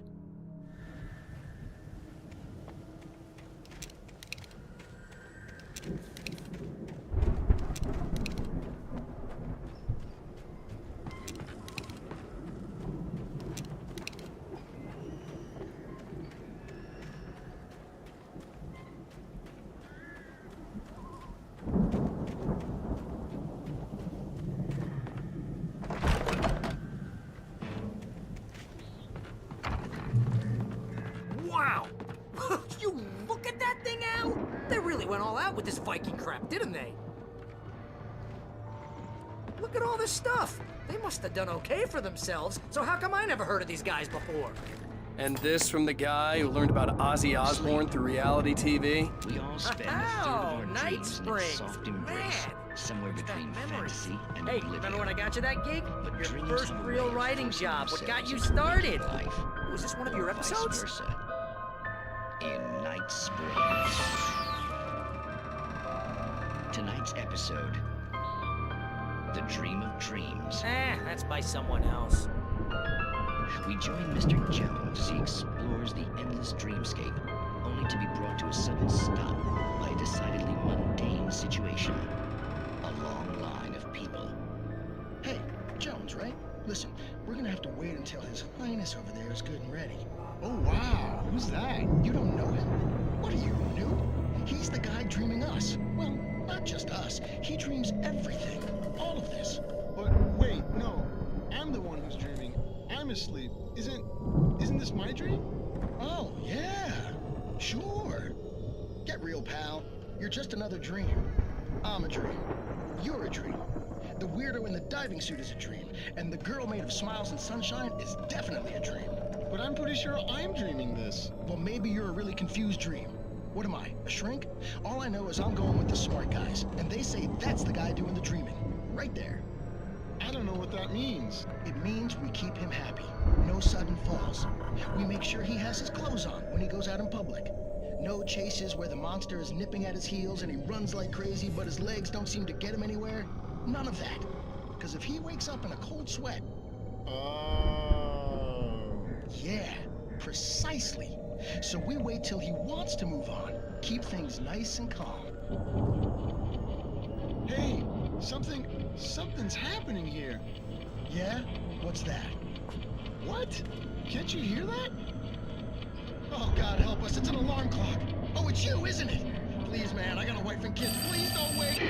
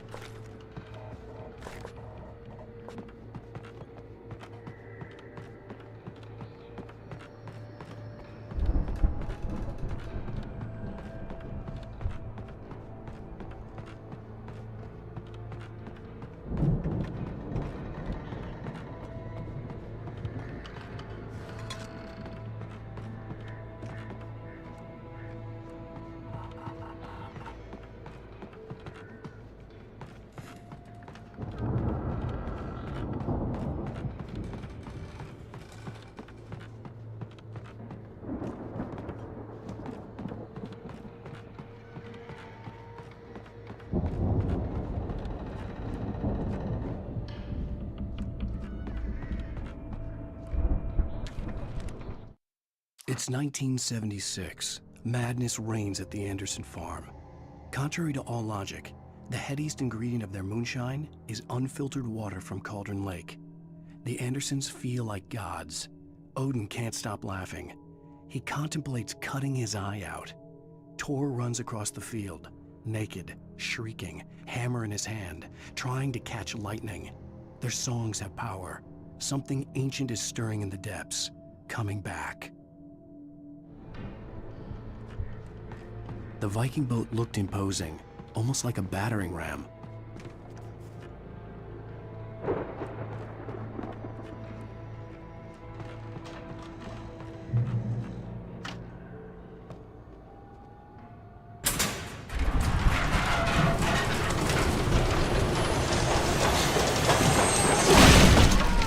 Good going, Al!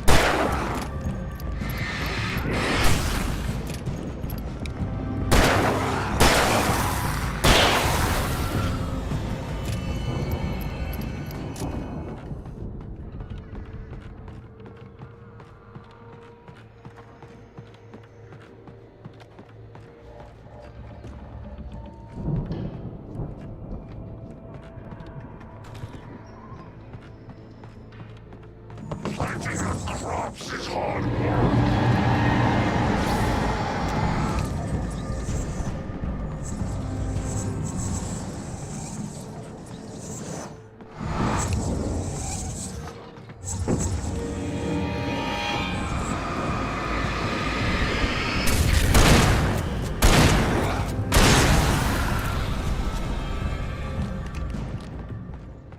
I think we can make it through here, Al!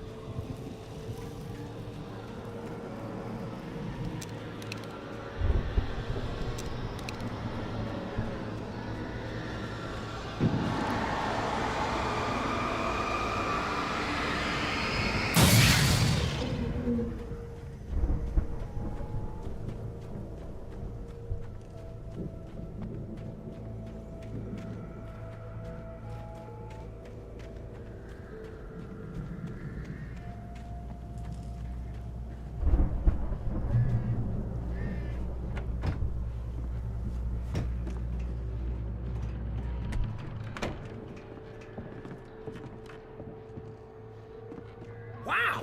Those geezers had quite a production going on. Ooh, you know what, Al? If we make it through this alive, I'm gonna start representing them. Yep, sell this stuff online, maybe get a reality show going, release a new single. Good luck with that, pal. Hey, you find us a way out of here, okay? I'm gonna take a closer look at this stuff.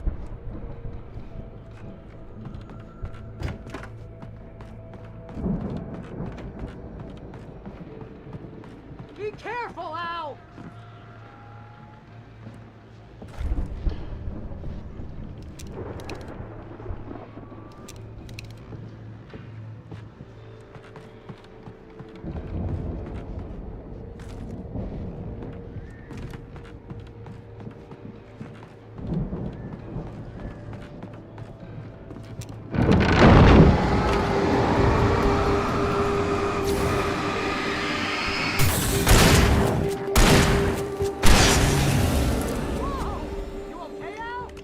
I'm good. Keep your eyes open, okay?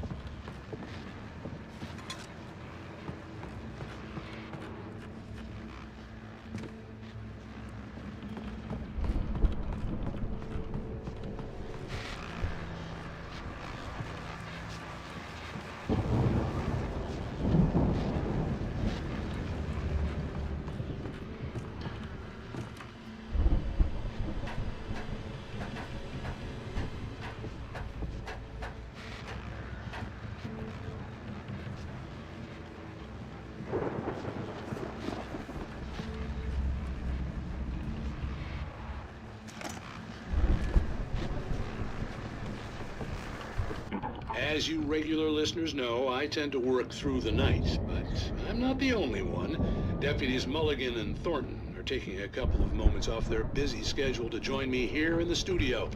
Boys, how busy are you now?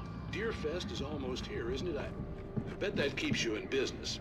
Pretty busy, yeah. Actually, Pat, we've been real busy with other stuff, which concerns an ongoing investigation. We can't talk about that, Thornton. I wasn't gonna say anything. I was just saying we got, other irons to fry. And how would you compare your workload to last year's? Things have seemed relatively peaceful to me, but people do tend to get a little wild this time of year. Oh, it's wild, Pat. It's pretty wild. There's been all sorts of trouble this year. Vandalism, fighting, public disturbances. A lot of people gone missing, too. Yeah, it's pretty much the usual stuff, Pat. Just, a lot more of it. Now, is it just me, or does Deerfest get wilder every year? People seem to be more drunk, at least, or they start earlier and younger. Oh, it's definitely not just you, Pat, but... Definitely, Pat. Hey, I'm talking here, Thornton. Oh, shoot, I lost my train of thought. Not just me. Oh, yeah, it's wilder, Pat, but actually most of the trouble seems to be coming from grown men. People who ought to know better, Kids are doing fine this year. Well, that's nice to hear at least. Boys, I want to thank you for stopping by. I'll let you get back to your patrol. Sure thing, Pat. Yeah, sure thing, Pat.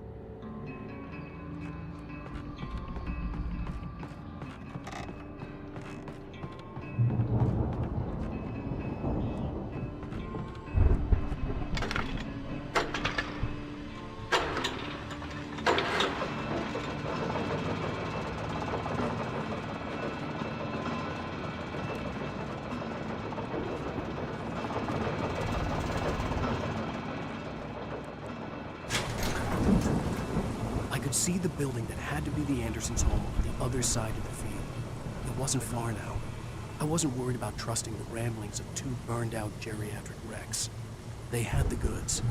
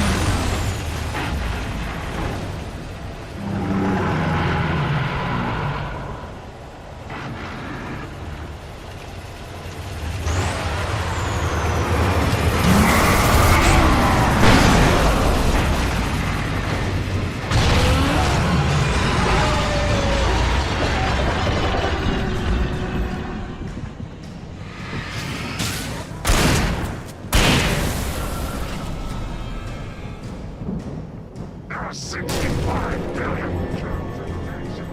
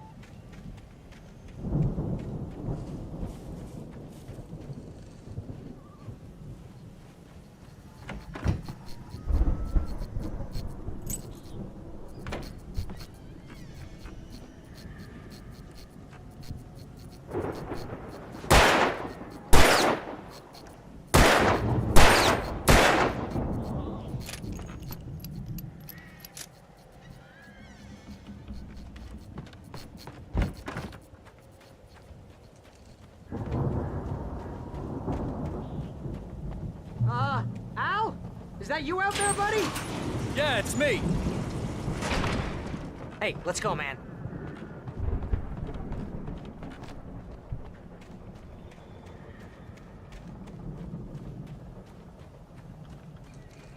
I think we're gonna have to work together to open this gate, Al.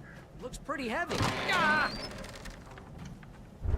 Hey, I think that's the farm on the other side of the field. We're almost there. This farm is a crazy place for crazy people. We should feel right at home then.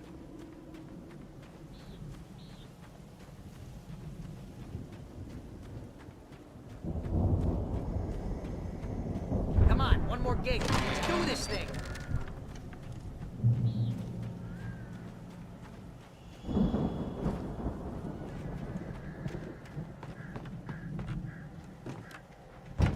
The lights are out. I guess we better check the fuse box. The power downstairs was out, but I was sure I could fix that at the fuse box.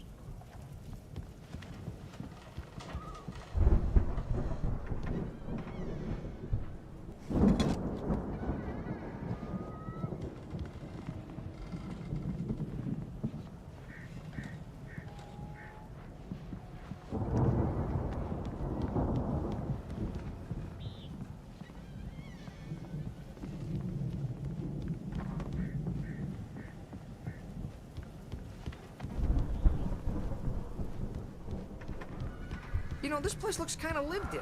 I thought the Andersons were in the booby hatch.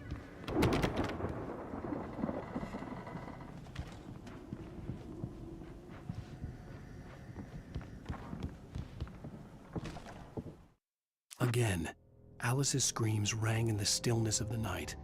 I saw myself run toward the cabin, flashlight in my hand. I followed my past self. I was an out-of-body observer, a time traveler in a crazy drunken dream. This was the beginning. The night Alice had disappeared. The mystery of what had happened during the missing week was about to reveal itself.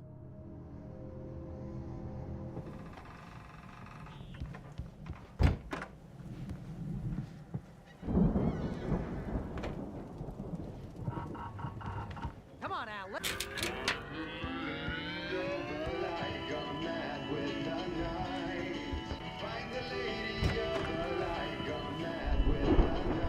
Can you hear that, Al? Music? Of course. We need to find where it's coming from. That's the message the Andersons talked about. That's the whole reason we're here. Lady of the Light? Oh, that's gotta be... What's-her-face? The crazy lamp lady from the town. Cynthia Weaver. Right! Must be.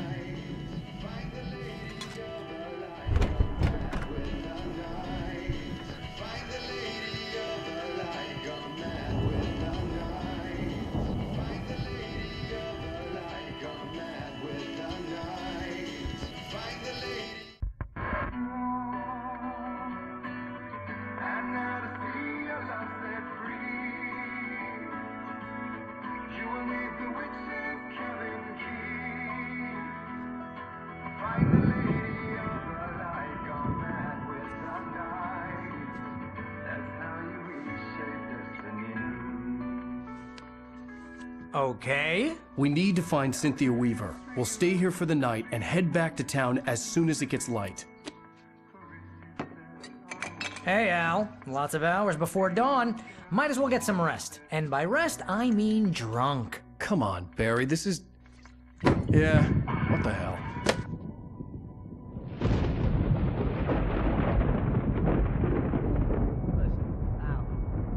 I'm sorry about this. No, seriously, because I know we don't get along, but we're gonna find her, right? And even though you're a crazy bastard, I'm gonna stick by you, no matter what, ever, Al. Sure, like a brother. I'm a writer, goddammit. Correct. If I just wanted to, I could write 10 books a year. And they'd be the best books that year. No, you couldn't. That's right, I couldn't. But I could, because I'm a writer. What? What do they put in this stuff? I feel like my brain is coming out of my nose. I'm gonna get the recipe off those coots and be a booze millionaire. I just miss her, Barry. I just want her here with me. I know, Al. I know. It's gonna be okay. We're gonna make it okay.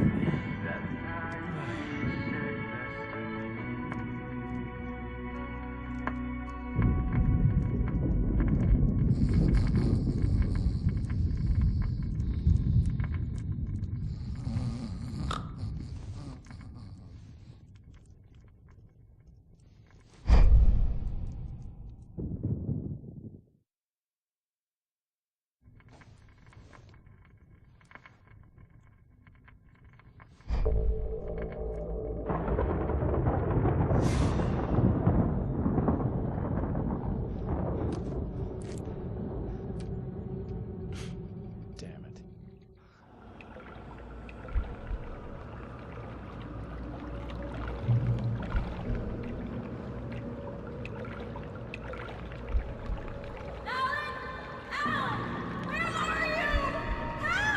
Alice, I'm coming. It's all right. I'm coming. It was a crazy drunken dream, and yet it was more than that. It was the truth, a suppressed memory unearthed by the Andersons' moonshine. I was there, an out-of-body observer. This was the night Alice and I had arrived at Bright Falls, the night Alice had disappeared. I had a chance to find out what had happened. I remembered being surprised to see the cabin dark. Alice would have never turned the lights off.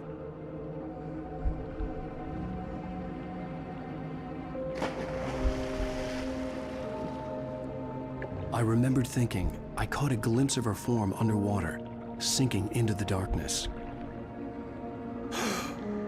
Diving after her was the last vague memory I had of that night. After that, the next thing I could remember was waking up behind the wheel of the crash car and finding the first pages of the manuscript.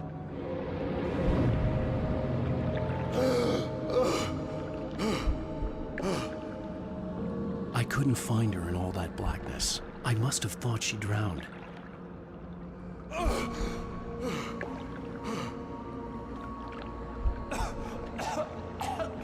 Alice! Jagger had Alice, and so she had me. Alice!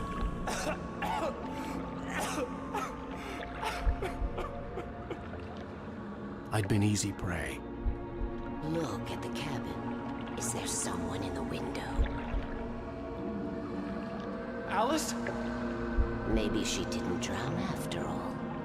Maybe she's inside. Alice! Yes. The dark presence had touched me. She had dug her nails into my brain and used me, made me her puppet.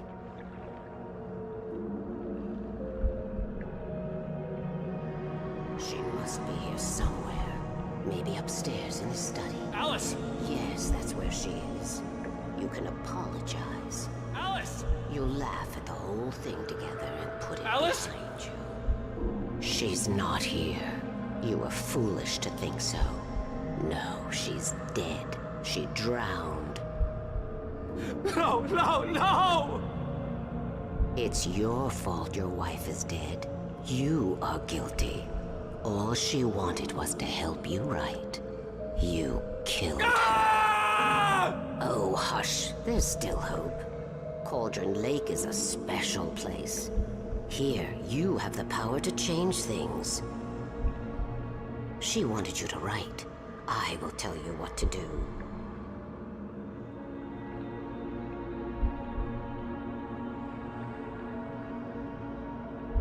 You can write her back. The story will come true, and all will be well again. She had Alice, and the manuscript was the ransom for her.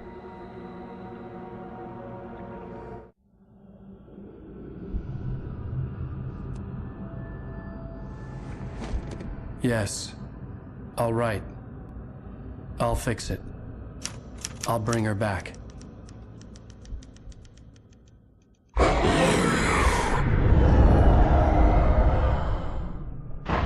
No. I wrote it. I remembered it all now. In the dark, I'd written for days, a week, almost a complete manuscript of a novel entitled Departure. Jagger had been my editor, whispering in my ear, making sure that the unfolding story would make her more and more powerful. I thought I was saving Alice. Even with the cobwebs she put in my head, some part of me had been aware enough to write my escape into the story, to bring a light into the cabin to release me before I could finish, to interrupt the horror story before the ending, where darkness consumed everything and everyone. Zane was weak and far away, but I had written him into the story, and his light had been enough to set me free. It isn't here now. I'm here because it was written. I brought the light to set you free. You must hurry. It will know I'm here. It will be back soon. It stole the skin of my Barbara a long time ago. She looks so old.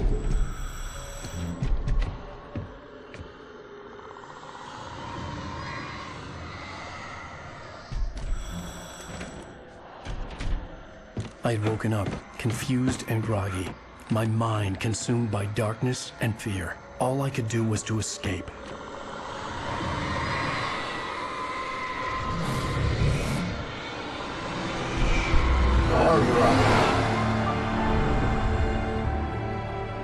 The week spent in the cabin had taken its toll.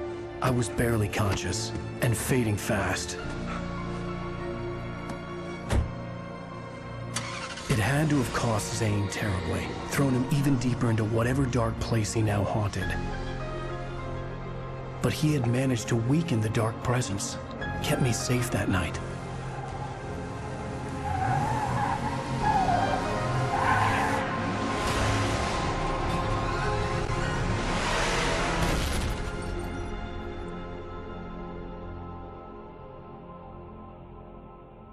I wrote it. It's my fault. That's right, James Joyce. It's your fault, and you're gonna pay for it.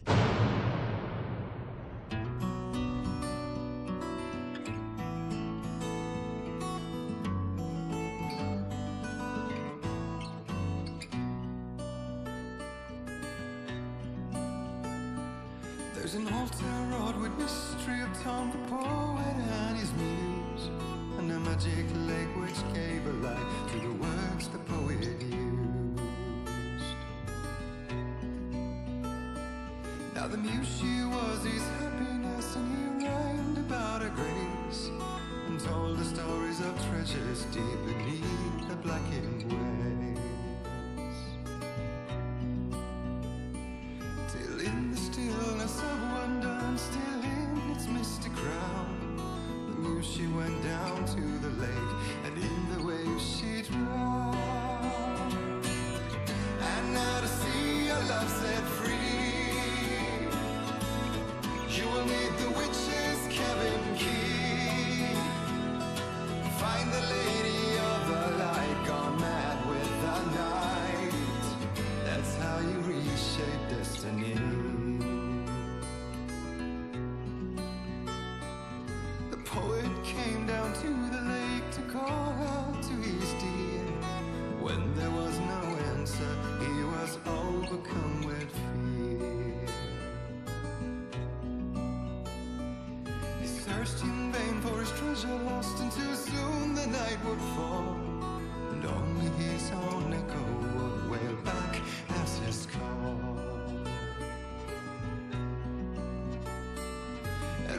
swore to bring back his love by stories he'd create. Nightmares shifted in their sleep in the darkness of the lake. And now to see your love set free, she will need the witch's cabin key.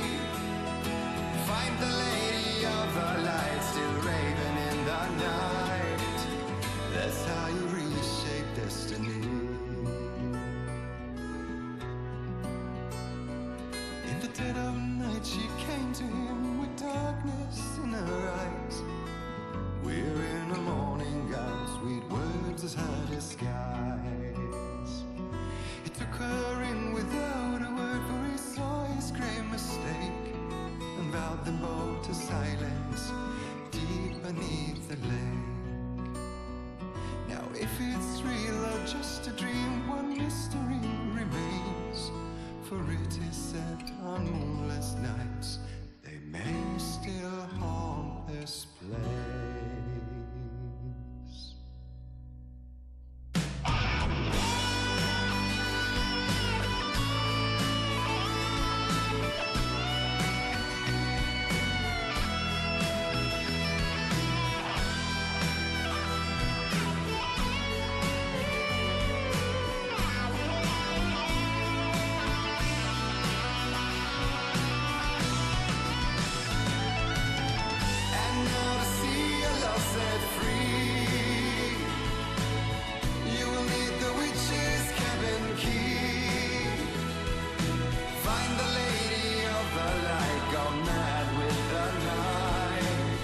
That's how you reshape destiny.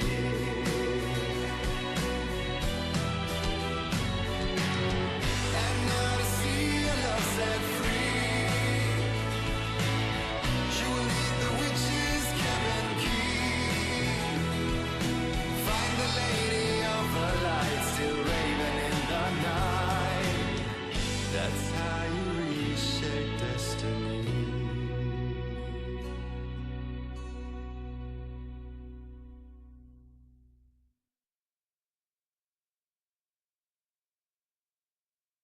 Previously on Alan Wake. Under the influence of the Dark Presence, I wrote a horror story that is coming true. Jagger had been my editor, making sure that the unfolding story would make her more and more powerful. Some part of me had been aware enough to write my escape into the story. Together we can create something absolutely wonderful. The lake, it does something to the works of art created here. It makes them come true. My mom gave me this old light switch. The clicker. Alice is being kept in a dark prison. I need to find Cynthia Weaver to fix this. It's your fault, and you're gonna pay for it. Well, we're expecting a record crowd from the neighboring counties. Naturally, we hope to break the record set by last year's Moose Fest in our neighboring town, Watery. Ladies and gentlemen, some people have asked me, what's the big deal about Deer Fest? And I think that this sums it up. It's about friendship and community. We've got a great party coming up, but let's try to hold it in until tomorrow and get through the night in one piece, all right? I have it. Someone will come for it when the time is right. Thomas said so. He wrote it. The key is insurance. It's my job to keep it safe. Safe in the light. Always in the light.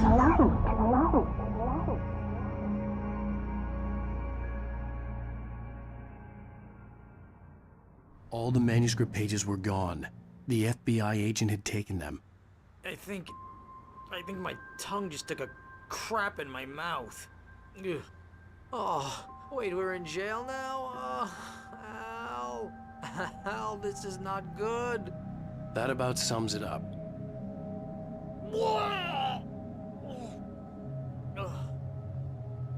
Oh, I am never drinking again. I need to talk to Weaver. She's the one in the song. The Lady of the Light. What, the crazy lady? Ugh, whatever you say, Al, but we're stuck here. They're not You gonna... haven't even interviewed Wake. I had some reading to do first, Sheriff, and let me tell you, it was an interesting read. Well, I've got you now, Raymond Chandler. It's all here. All the evidence, including conspiracy to murder a federal agent. There's no way you're walking out of here. You hear me in there, Bret Easton Ellis? Huh? Agent Nightingale, I want to talk to your superior. Well, we all want things, Sheriff. I wanted my... Look, that's not possible right now. Agent Nightingale, I insist.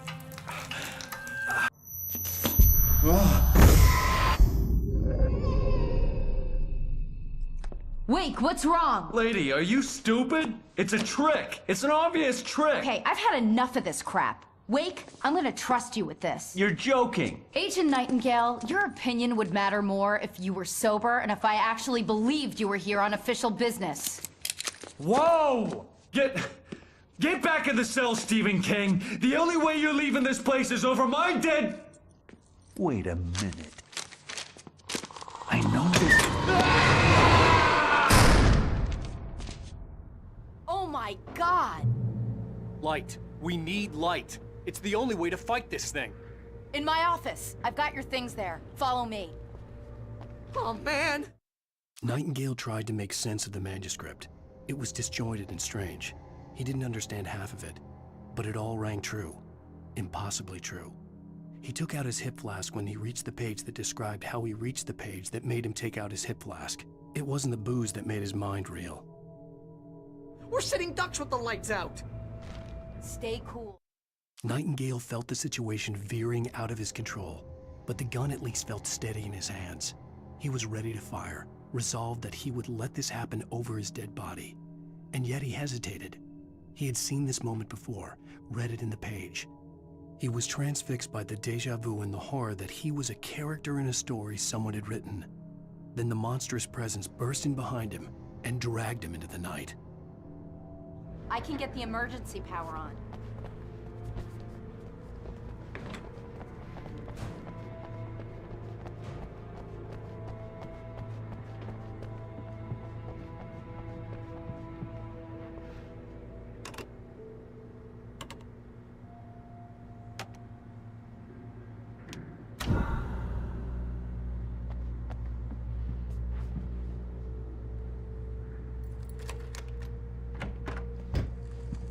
Here are your things. Wake, what do I need to know? What do you need from me? They can be hurt in the light, only in the light. And I need to find Cynthia Weaver. She can help me stop this. Light. Check. Cynthia. She lives in the old decommissioned power plant. I can get you there pretty quickly in the rescue chopper. Come on, let's get back to your friend. Wheeler, I need you to stay here. What? No! We're going to fetch our ride, but I have friends who need to be warned about this, and I can't be in two places at once. I need your help. Well, okay. Here's a list of people and phone numbers. I need you to call them and tell them you have a message from me. Night Springs, okay? They'll know what to do. Night Springs? Like the TV show? Gotcha. Oh, hey, that radio guy is on the list. Maine. Who's Frank Breaker? He related to you? My dad. Hey, is this like a secret society? Can you do this? You'll be safe here. The backup power's on. These guys need to be alerted, just in case we don't come back. You'll come back for me though, right? As soon as we get the chopper ready. Thanks, Wheeler. I owe you one. Okay, let's go, Wake. Through the back. My hangover wants a pizza. You think there's any way I can order one, Al?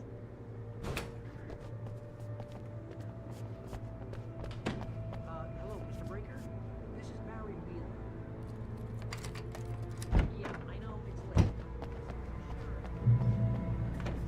Oh, hell. Whatever took Nightingale must have broken the gate controls. We can't reach the gate's control box from here. We need to get to the other side over the rooftop. I'll go. I'll open the gate for you once I'm across. You stay here in the light and cover me, Sheriff, okay?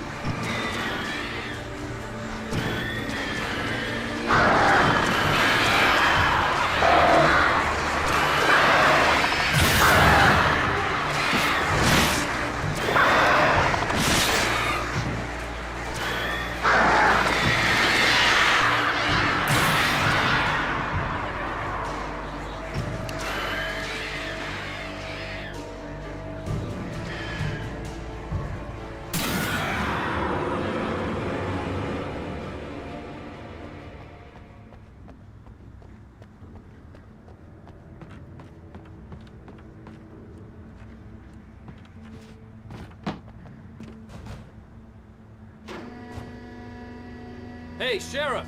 Your password. Night Springs? What's that all about? It's a stupid joke we have. That Bright Falls is the original inspiration for the TV show. This town can get weird at times. Never this weird, though. Hey, wait! The gate, remember? You have to open it for me! You need I to couldn't leave bypass without the damaged sheriff. control box. She was my ticket to Weaver. What am I, an electrician? Hold on!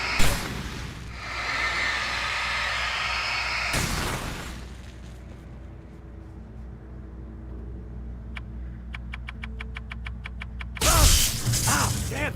That's smart. Good job, Wade. Okay, stick close. Our first stop is the town hall. The keys to the chopper are there.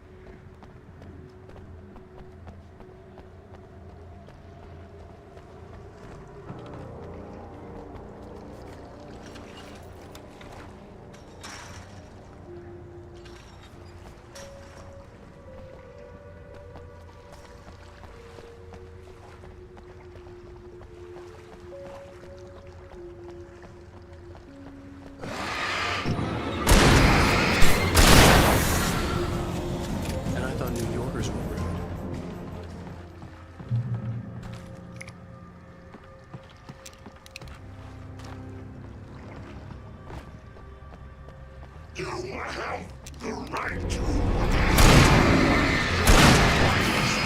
these rights.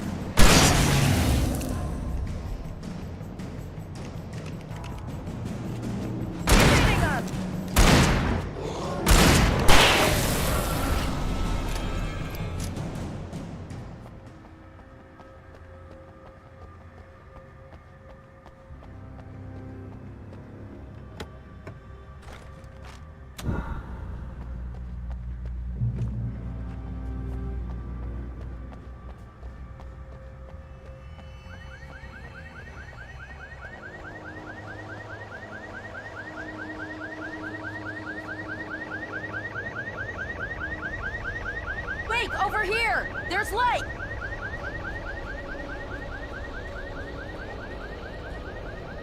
I have a key. Watch my back, Wake.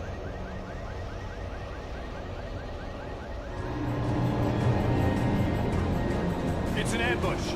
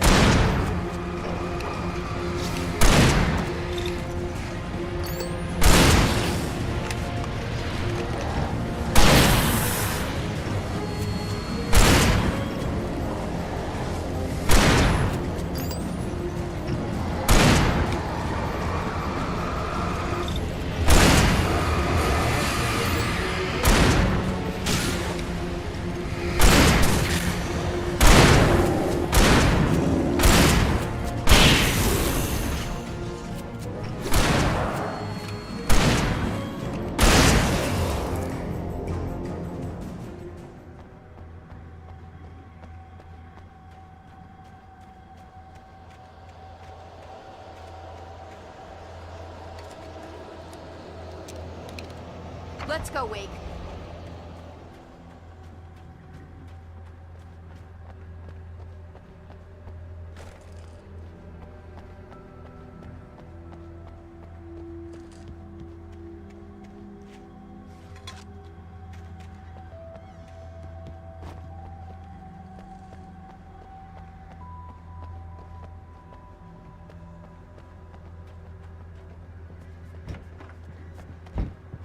Okay, someone's messed with the fuse box here, but you should be able to jury-rig it while I find the keys. I already got electrocuted once today. How about I look for the keys and you get burned for a change? Fine. They should be in the clerk's office on the other side of the building, near the main entrance.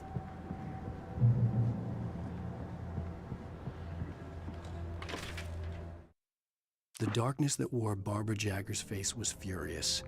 The story in the manuscript had been making it stronger all the time, but now the light had set the writer free and hurt it, weakened it. It was only a matter of days before the dark presence would be strong again, but meanwhile, it would be difficult to recapture the writer.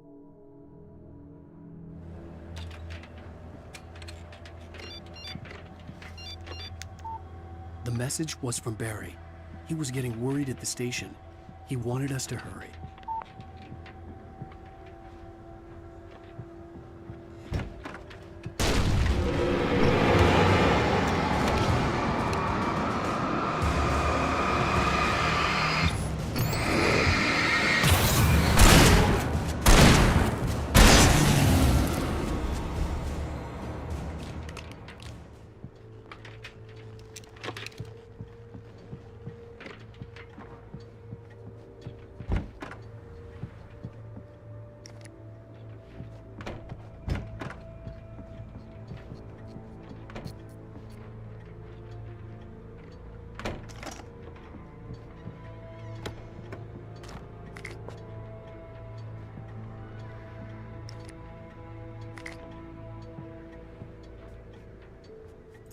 Okay, Sheriff, I got the keys.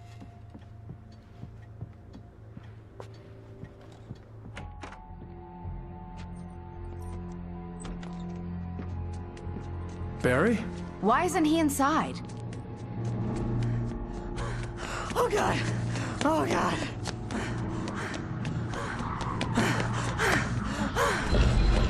Barry! Look out! Barry, move!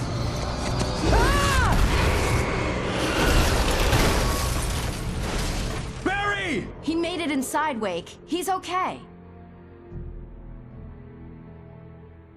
The storefront's blocked. Come on, Wake. Let's go around. We can meet him in the back.